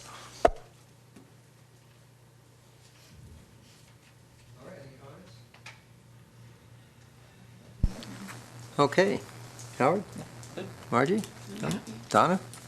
I would like to make one comment. I appreciate Terry's attempts to get the OHV community more involved in this. And as a hiker, I would like to say that for years, I've been told by many, many people that when I go into the Carson River Canyon hiking, I must be out of my mind, that it's dangerous, that there's nothing but drunken parties going on there and people will run me down. And I have been chased down by motorized vehicles. I've also had shots go over my head. So I would really welcome the OHV community's help in opening that up and dispelling that myth that the canyon has been taken over by OHV people that are rowdy and it's dangerous for non-motorized people to go in there at all, so that it truly becomes an area for all of the community. And if you guys could get yourself organized and work with us, that would be wonderful. Thank you, Donna. Sure. Terry Preston again. I think one thing is that the responsible OHV users, the ones that have motorcycles, ATVs, and so forth, they want to get their kids involved. And they are just like you. They don't want to have the riffraff in the canyon. But one thing happens is when you put a bunch of people out there with OHV that are concerned about that canyon, that are carrying water, that are looking at all these different things, that is your eyes and ears in the canyon. Those are the people that go out there and make sure that there's no dead bodies or there's things like this around there. I mean, you've got to bring people out there. It's got to be open back for families. But because there's been so many restrictions, people don't know that they can go out there. And I think one thing is they'll be good neighbors. So. Thank you, Terry. Okay. Any final comments? All right. Thank you very much. We appreciate everyone's input and also your inputs to our earlier session in the Bonanza Room. Committee, should we go ahead and finish the agenda, or do you want to take a break? All right. Is that okay to go? All right. We'll get her done. Next item, possible action to recommend to the Board of Supervisors filling the soon-to-be vacant position of the Open Space Administrator. Roger.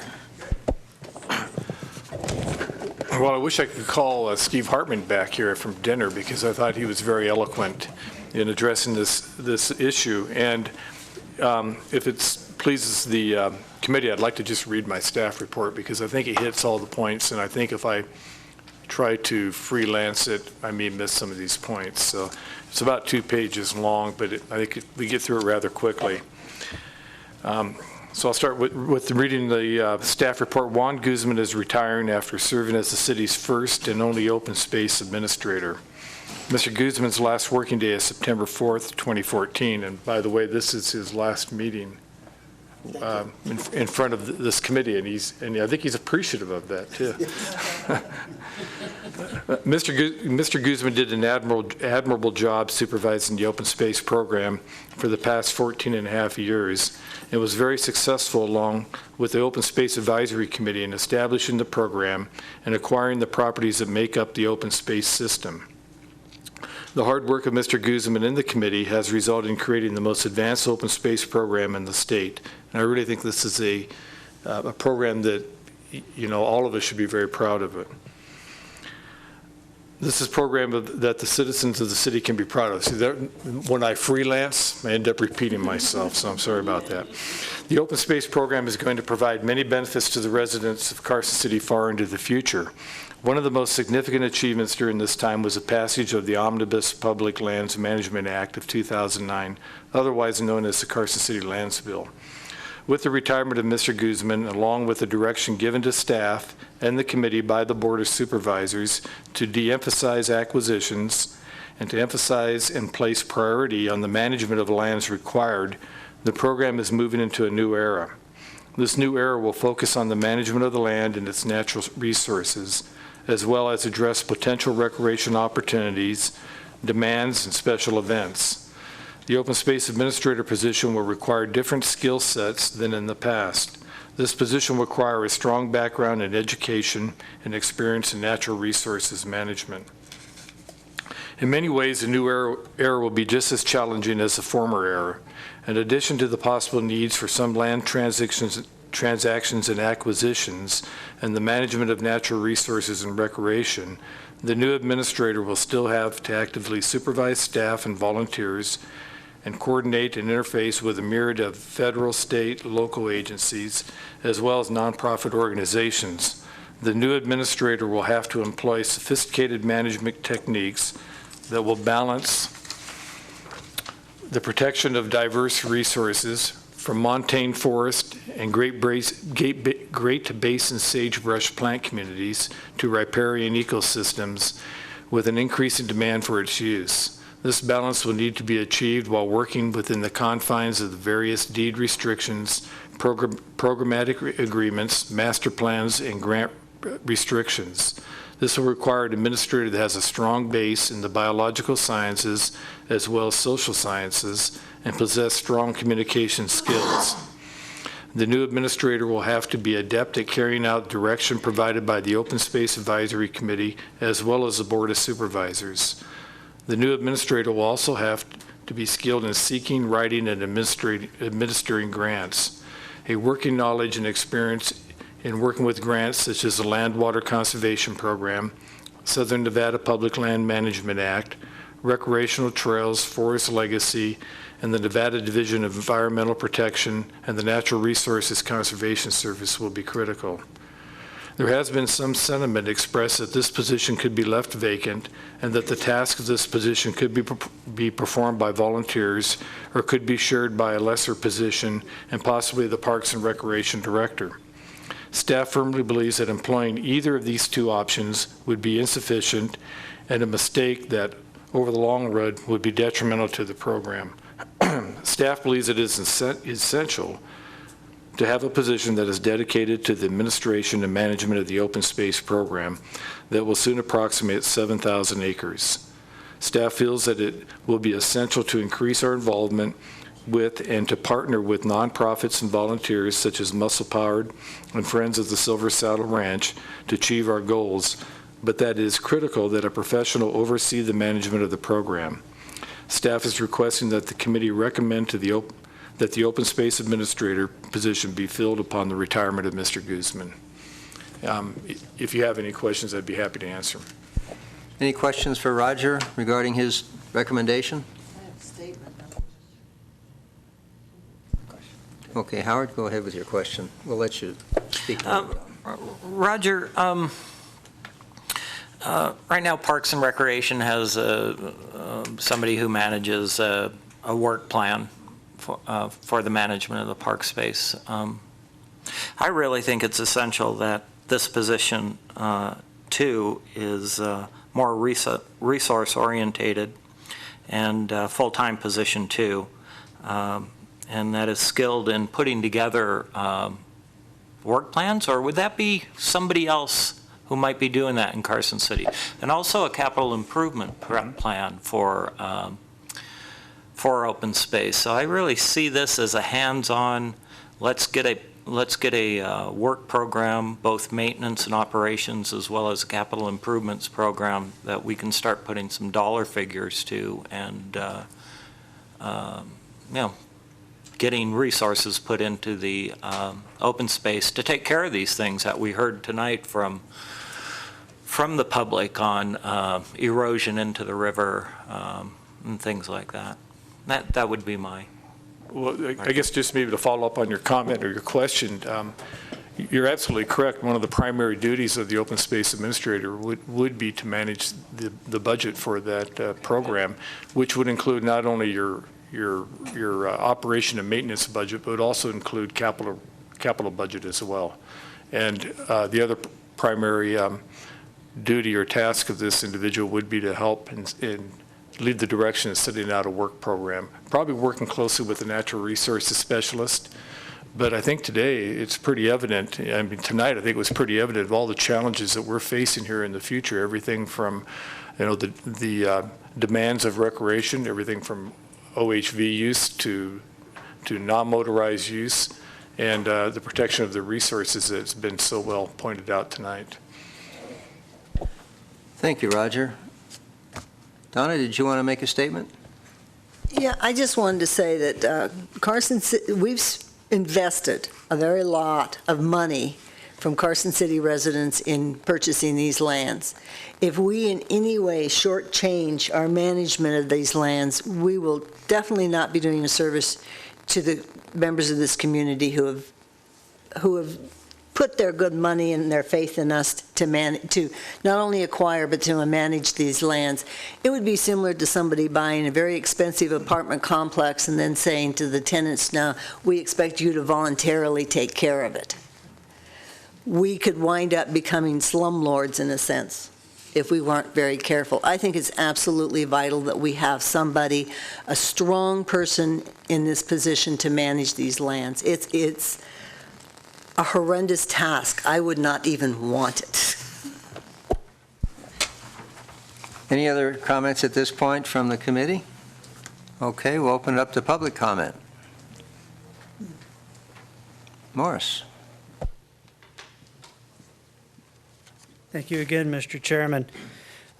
Yes, indeed, I agree with staff that it is essential to increase our involvement with and to partner with nonprofits and volunteers such as Muscle Powered and Friends of the Silver Saddle Ranch to achieve our goals. Would it be possible to include in this that we also work with the OHV community? As difficult as that is, I understand, I think it's very important. The more we make them feel included, the more they will include themselves. That's great. Thank you. Just get us a name. Mark. Yeah. Good evening. What a great meeting this is. We got the plan finally to look at the whole thing. So after I heard this... Excuse me, sir. Could yes, you sir. please Mark state Kimbrough your name? For the record. Yeah. Thank you. Sorry. After somebody notified me that there was somebody in the community was looking at a nonprofit to maybe possibly fill Juan's position, I had to immediately go on heart rate medicine and Tums, because that just like really bummed me out. It was like, and the person in the audience sitting behind me tonight, Mr. McKenna, and I had just had a short discussion a while ago about this, and I felt actually been a professional for 40 years now in the nonprofit field and public resource management at county level and state level, and been involved with at least 4 major nonprofits and was in a building full of nonprofits up at Parasol and was chair of that for a couple of years, and have been seriously involved with both sides of that. And to me, I felt it was kind of a pushback on the whole profession of natural resource management, that somebody else could manage that, and when you could have a professional in place. And not to say a nonprofit can't, but here's the nonprofit side, and I had talked to John about this actually. They have to have a champion in the agencies. The only way the Tahoe Rim Trail ever survived is that the Forest Service had people there to support it, and State Parks was there to support it. You have to have the agency support for the nonprofits. Even sometimes it's office space, it's paper, it's mail, it's support, it's going to their meetings. It has to be, you have to have that position in place for the nonprofits. So I talked to John a bunch about that. This, in recreation, you can have nonprofits. These are the types of passions that people have in bike riders and tree people and horse people, and all these people all have their nonprofits. Well, see, I think it's a requirement that a new person has to own an OHV before they can have that position, which I own an OHV, which I tell everybody I won for $100, a $7,500 OHV that I play in up in behind Mexican Dam up there, actually. But there was a disconnect there I thought, with that approach. And I feel very strongly about that his position is critical to this, and that you've got to hire a person that has nonprofit experience. Ask Juan how many meetings he went to at night on his own time. You have to have a gregarious person that's engaged with the community and understands that nonprofits don't have clocks. They're working at night, after work, before work, and that's when you have to go meet with them. You can't meet with them between 8 and 5 most of the time because they're out working for a living a lot of times.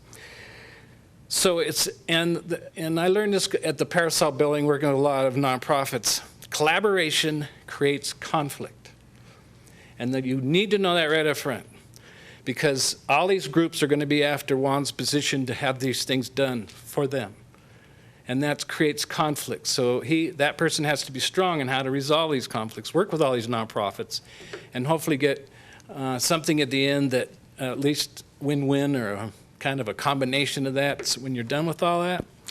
So I think this board's not concerned as much about voting for a nonprofit or in it, but I want to give you more for the reason that to me it's just a terrible option when there's so many people out there that are so qualified for Juan's position that can put this all together for you and use these nonprofits. And the nonprofits are good for the state and the cities. I should say just the city, because they can go after grants that you can't. They can go after funds that you can't. You can work and put all these programs together, and like the Rim Trail, we gathered more than $5 million for the Forest Service, and we kept having to remind them of that. We did this for you when they say no to some of the things we want, but that's the conflict part. So they have you as a partner, but they don't want to see you in your office bugging them all the time, but that's just part of what you get to do. So. Juan has been expert at doing all that. And I couldn't even begin to probably count the hundreds and hundreds of hours he's put into. And I speak from that from experience. It was always the overtime or days off or things get goofed up to work these collaborations out all the time. It works that way. And it's amazing in recreation at the state level where I worked for years. From state government, I think I figured out if somebody complained in the park, if you handed them a nickel back, that's what you gave, take your nickel and leave, because all these complaints they got. Because I'm your taxpayer, I own you, do this. But it's amazing how much fight is over that nickel from the public, because they love and they're passionate about their outdoor recreational experiences. So it's really important that when this bond, and that's when Mr. Hartman talked there for a few minutes, I was bummed out. He took some of my thunder away there from me, because he was right on. The voters, and like Donna said, the voters voted for these open space lands, and there's a strong expectation for stewardship.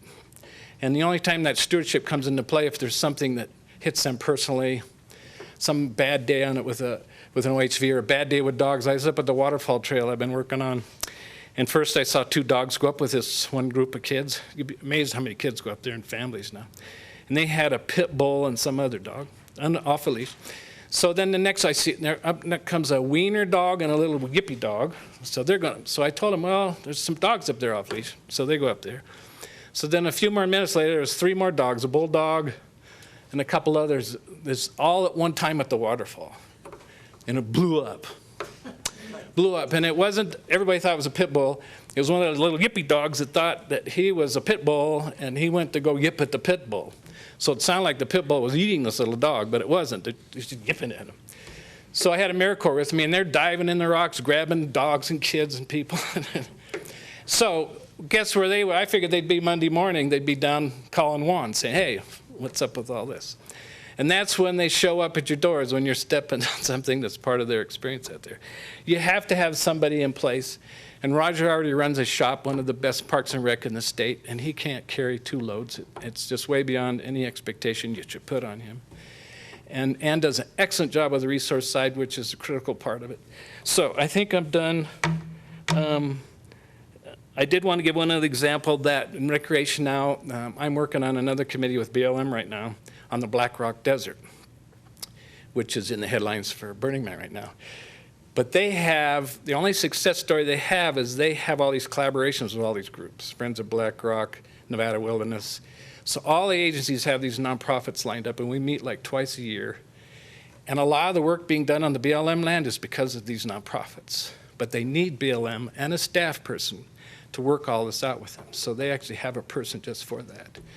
So I think that's enough to talk to that, and I don't hope that you wouldn't vote against it. But I told Mr. McKenna that I would speak to this to the Board of Supervisors level too. So I appreciate your time. And great plan. Thanks, Juan. You'll be missed, Juan. Thank you. Thank you, Mark.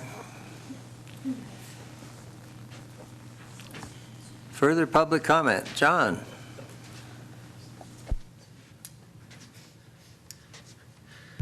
John McKenna for the record. It's difficult to keep a low profile with Mr. Kimbrough around. First off, this is not about Juan. This has nothing to do with Juan. There was no Juan. You hired Juan. You had success with Juan. And now you're at a point. You need to think about where you want to go. Do you want to continue the way you're doing and hope you can recreate Juan or find a better Juan? That's fine. Think about it. That's all I've ever asked, is you think about that. Should the city hire someone to do Juan's job? You can't hire somebody to do Juan's job. The job changed. When Juan leaves, the job changes. What do you want this job to look like? That's all I'm asking.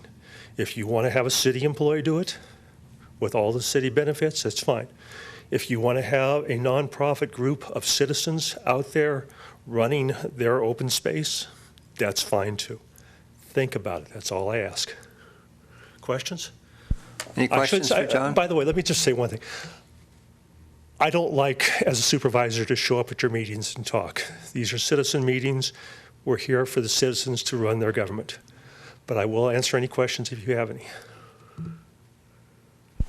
Any questions for John? No. Thank you. Thank you, John. And we do appreciate seeing you and hearing your opinion. That's important. You're always welcome here. Nancy. My name's Nancy Santos, and I'm the president of Friends of Silver Saddle Ranch, a volunteer. So I just want to talk from that perspective.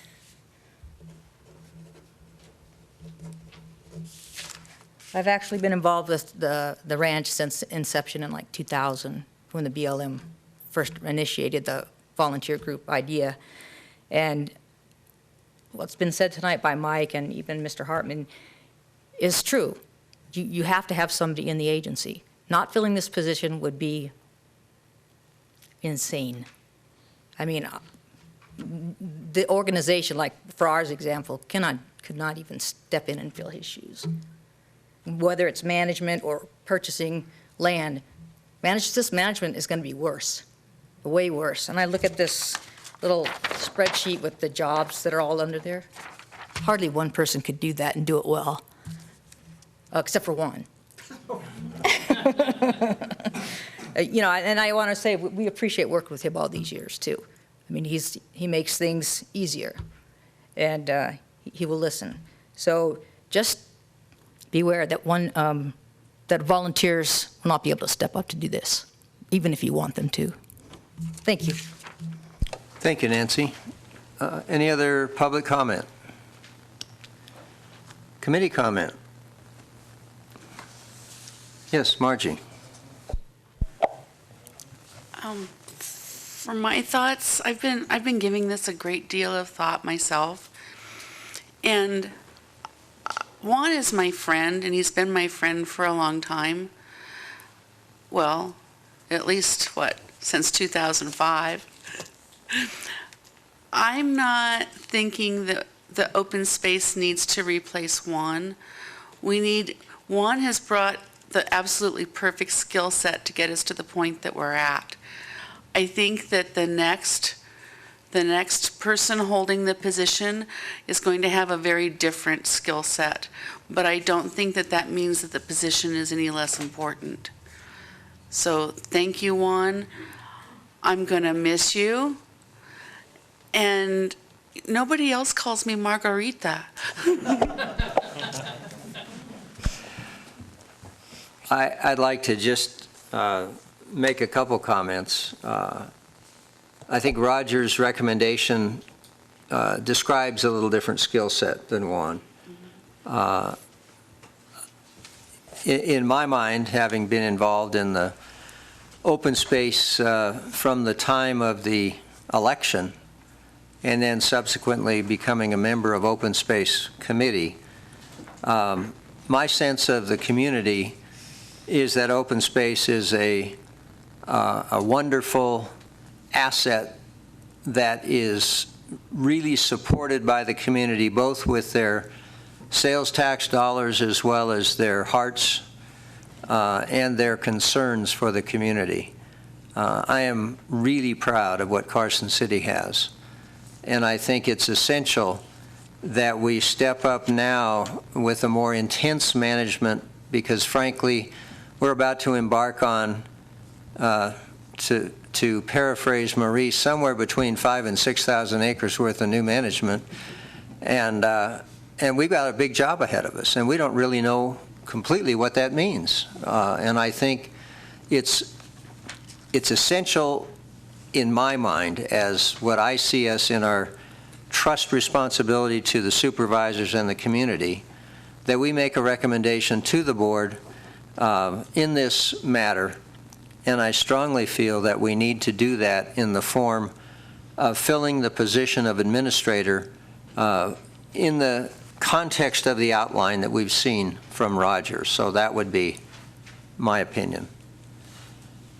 Do we have any other members of the committee? Any other final shot for public comments?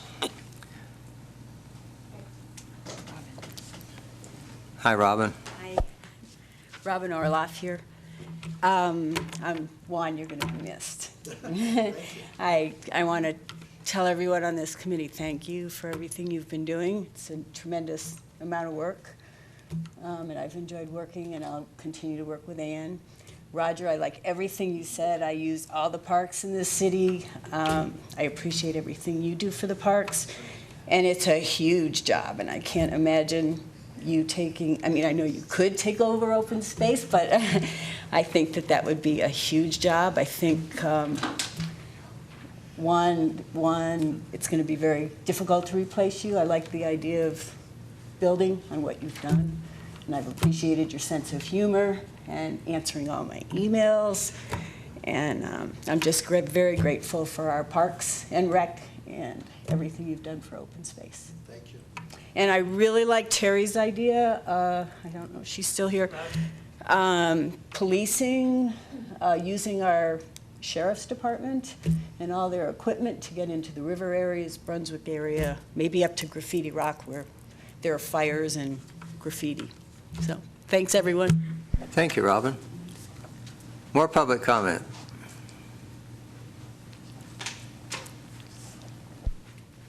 Hi, my name is Christy Bucaris. I'm from Churchill County. I drove all the way over here this evening to come to your meeting and to check out your presentations.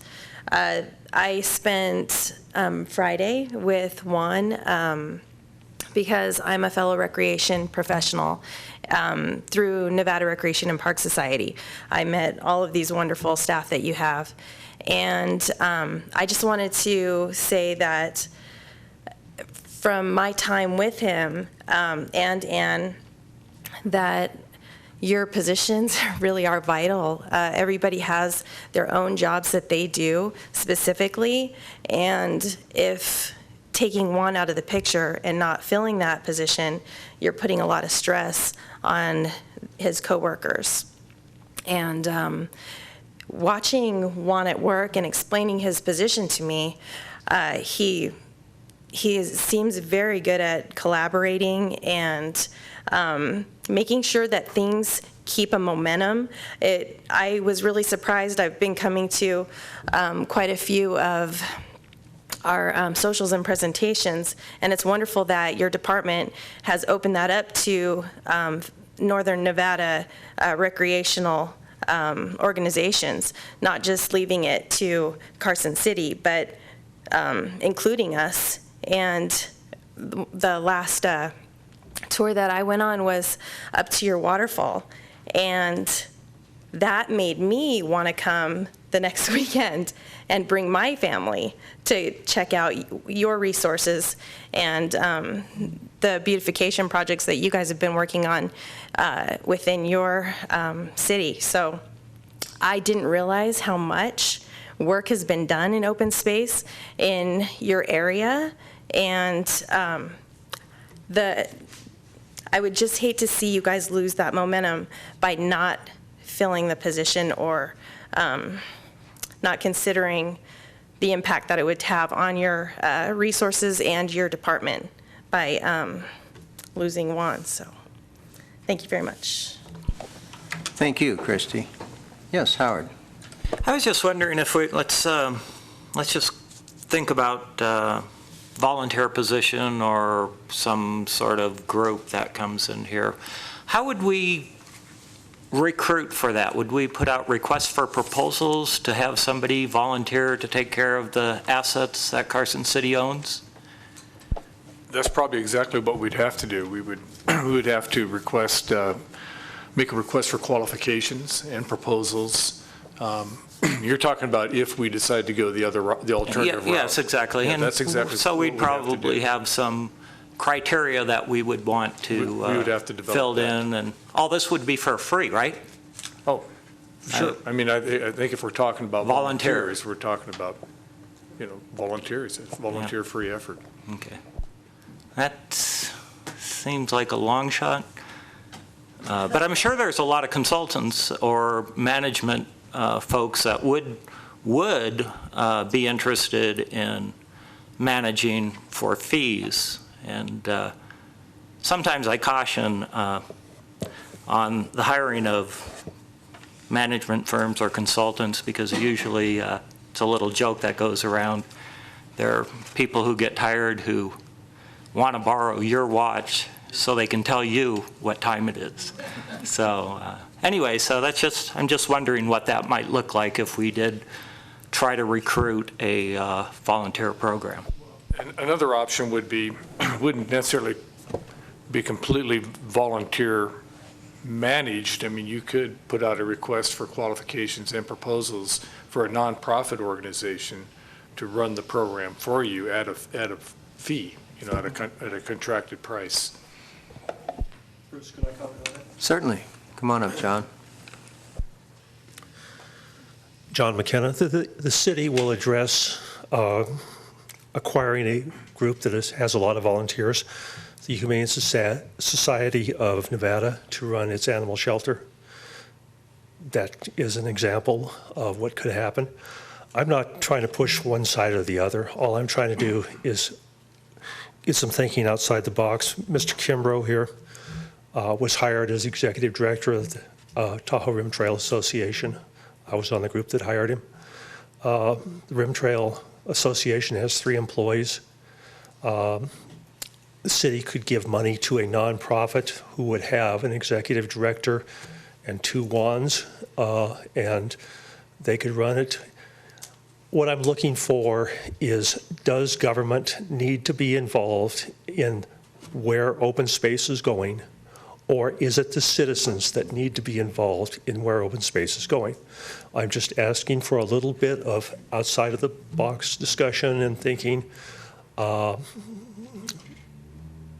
That's all I'm asking for. Thank you. Thank you. Other comments? Laura?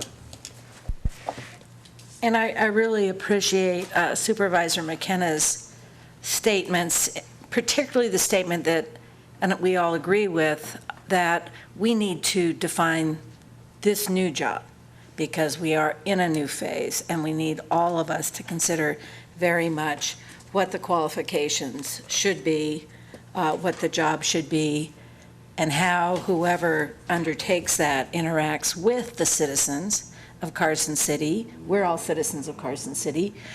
We have a lot of volunteers. We have a lot of groups that we partner with. But I see a potential, this concept of having a nonprofit basically step in, I see a potential for conflict there. I see that, I can't imagine a nonprofit being willing, unless it was profit-oriented by whatever we paid them, to undertake the management of Carson City open space if they didn't have like a dog in the fight, I mean, I would see a problem as much as we all just honor and respect muscle power. Anybody that would be willing to do that is coming probably from a constituency that has its own predetermined ideas about how open space should be used. I feel very strongly. We all, I'm sure, are involved in other boards and other volunteer organizations. For example, the Carson Greenhouse, which I provided the money to start, and about, 6 years ago, we have the same group of dedicated volunteers. We have a greenhouse that's not bigger than this room. We have a clear mission statement, and we don't have a lot of money, we have a full-time person managing that greenhouse, in spite of the fact that we have, compared to the task here, it's minuscule. And without that consistency, without that person keeping things moving forward, as dedicated as we all are, and as much as we all share a common vision, I'm not sure it would be the success that it's been. So I feel very strongly that, all the statements that have been made in support of filling this position with a professional to keep everything on track fairly and work with all of the citizens of Carson City that have come together from various constituencies, various volunteer activities, we've seen so many presentations of over the years. I just think this is so important. I think it would be a tragedy, really, to let it go now. So thank you. Thank you, Laura. Any other comments from the committee? Final opportunity for public comment? Yes, Nancy. Nancy Santos. I just wanted to say again that, as like what you were saying, a volunteer organization has their own mission statement, would not encompass all the things that Roger needs to fill this position. So you'd have to change your whole mission, and it really just wouldn't work. I mean, we are a volunteer group, and we're focused on Silver Saddle. To expand beyond that is not realistic. So anyway, I just wanted to say I still agree with Roger. Thank you, Nancy. Final public comment opportunity. District Attorney's Office comment. Anything from? No, I don't have one. Thank you, Jennifer. Okay. Do we have a motion from the committee?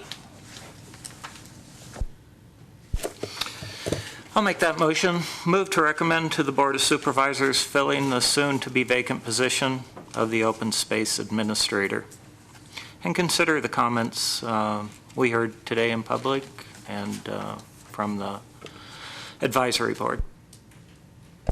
Thank you. Do we have a second? I second. Okay, it's been moved and seconded. Any more committee comment, discussion? Final public comment? All in favor say aye. Aye. Aye. Opposed? Okay, unanimously passed.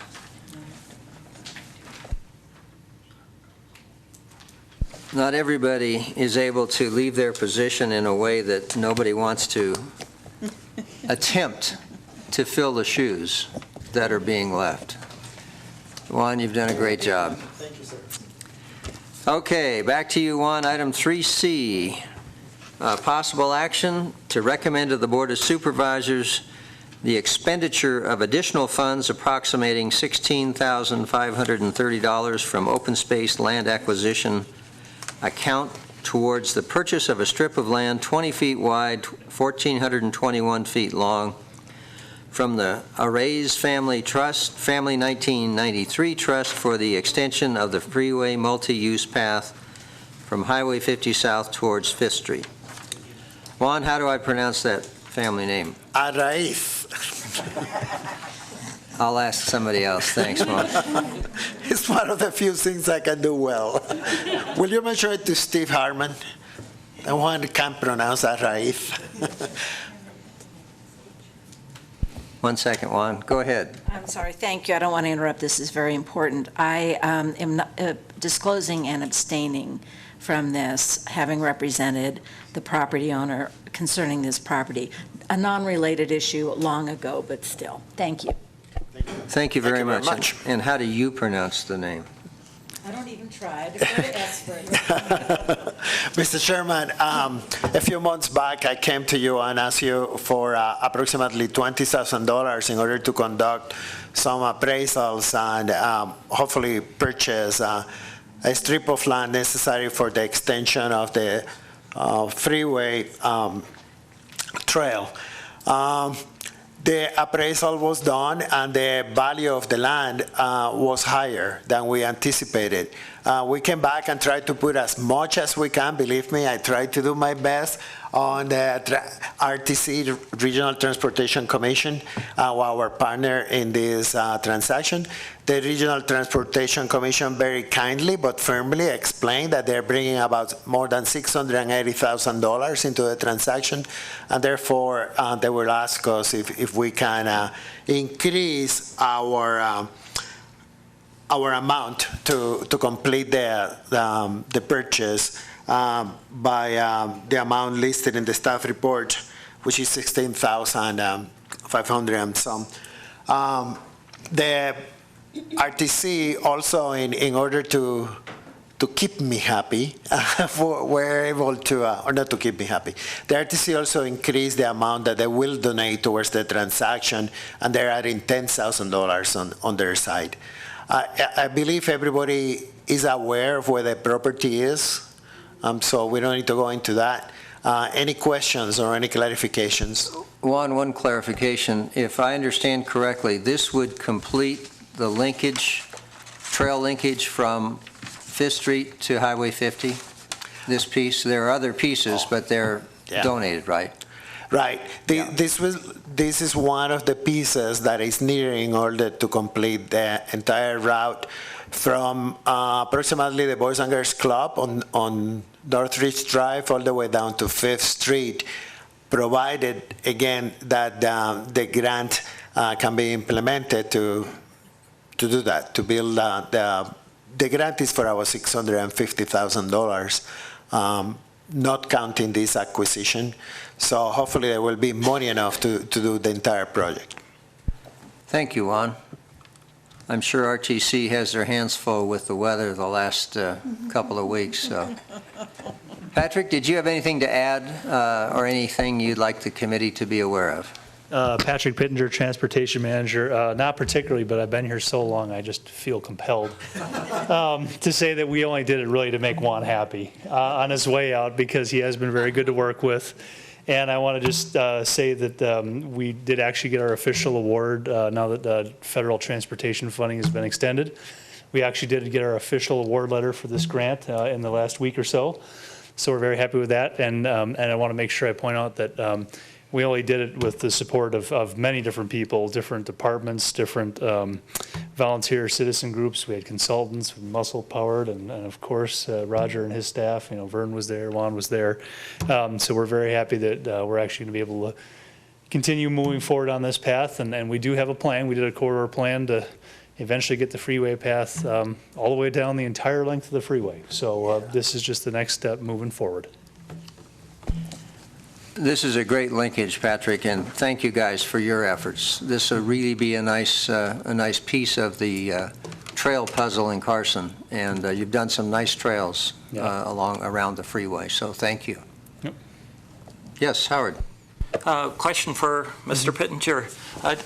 So, and the TAP funds have been budgeted for? Because Yes. during the grant application process, they were talking about budget has not been identified yet. Nope, they were simply waiting for an extension of MAP 21 or some other Okay. official notification. Oh, that's great. Now that MAP 21 was extended, at least through May of next year, NDOT has, I presume, transmitted all of the TAP award letters. I know that our Safe Routes School Coordinator also got an award letter as well.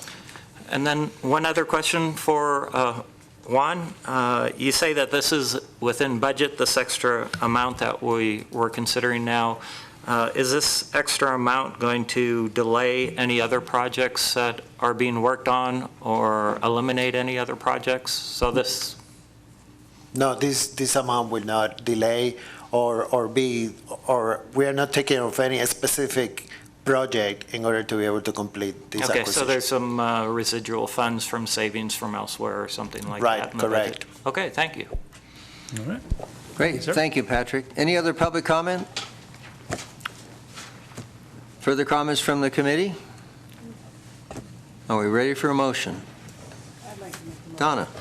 Since the freeway multi-use path caused the birth of muscle power to begin with, I would like to move to recommend to the Board of Supervisors the expenditure of additional funds, approximately $16,530 from the open space land acquisition account towards the purchase of a strip of land 20 feet wide and 1,421 feet long from the Ariza Family 1993 Trust for the extension of the freeway multi-use path from Highway 50 South towards 5th Street. Thank you, Donna. Do we have a second? I'll second it.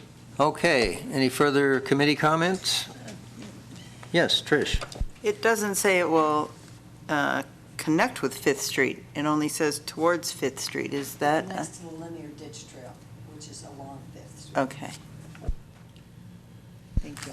Okay, any other comments?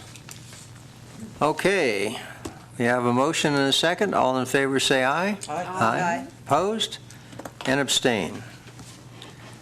Please make sure we note that Laura has abstained. Okay, non-action items, reports only, status report and announcements from staff.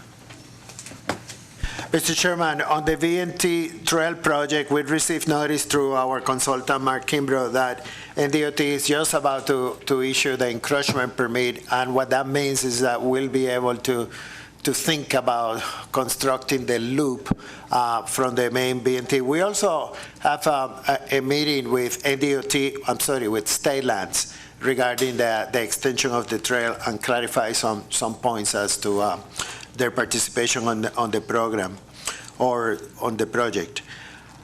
Switching to Ash Canyon Trail, Mr. Potter just left, but informed me that they're very close. Actually, he told me that he would not tell me how close they are, that I needed to go and look for myself, which I said, I'll be more than happy to do that. And probably bring a committee member or two when we do that. We're working, the bridges are ordered. We obtained a grant to pay for them. We're working on the ordering the gabions, or actually they have been ordered. We're now trying to find the rock to fill the gabions and at the same time coordinate with the National Guard to help us fly the bridges into the vicinity or right at the place. The next project is the 319H grant. I'm pleased to inform the committee that the funds were used for rock lining a ditch just beyond the water tanks. It was a successful program,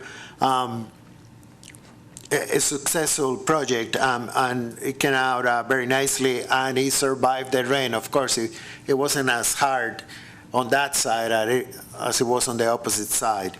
But we went and took a look, and everything looked very well. So it worked for the way it was intended. I also have to give you some notice of concern. Mr. Michael Fagan, the owner of Horse Creek Ranch, have giving us notice that he intends to sell the land.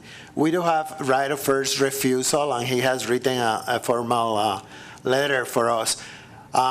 We have 45 days to make a recommendation to the Board of Supervisors, who is the body that can accept or reject.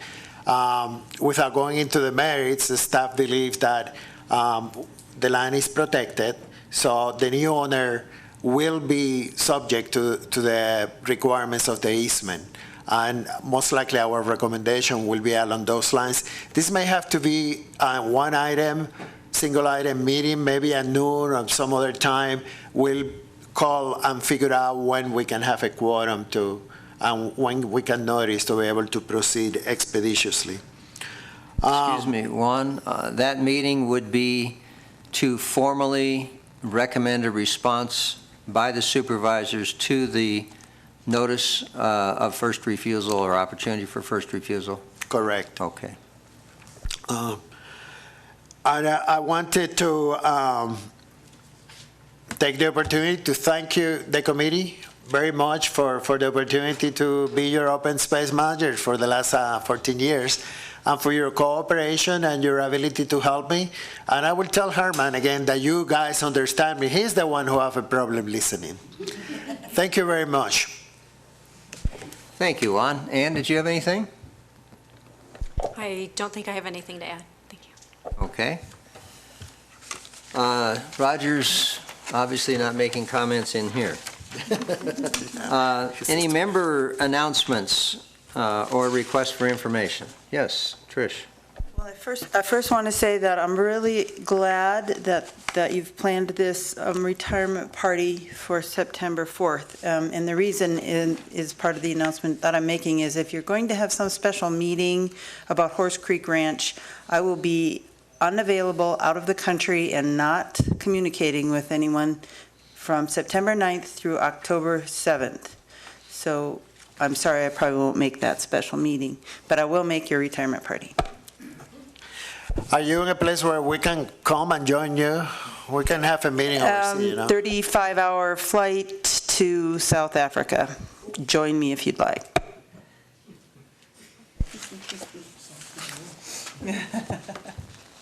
Okay, other comments from the committee? Toby. I don't have a date for the Carson River cleanup, but as last year it was on the same day as National Public Lands Day. This year's National Public Lands Day is September 27th, which is, I believe the fourth Saturday in September. So if that date does correspond, we will be helping out with that event again. Great. If, once you know, maybe we can get word to the committee members, because we won't have another meeting by then. Roger, did you have anything staff-wise to add to what you missed from Juan and Ann? No, sir. Okay. Unless you have any questions. I would just, Juan, I'm going to be gone on the 4th of September, so I won't be able to attend your retirement party. I certainly wish you well.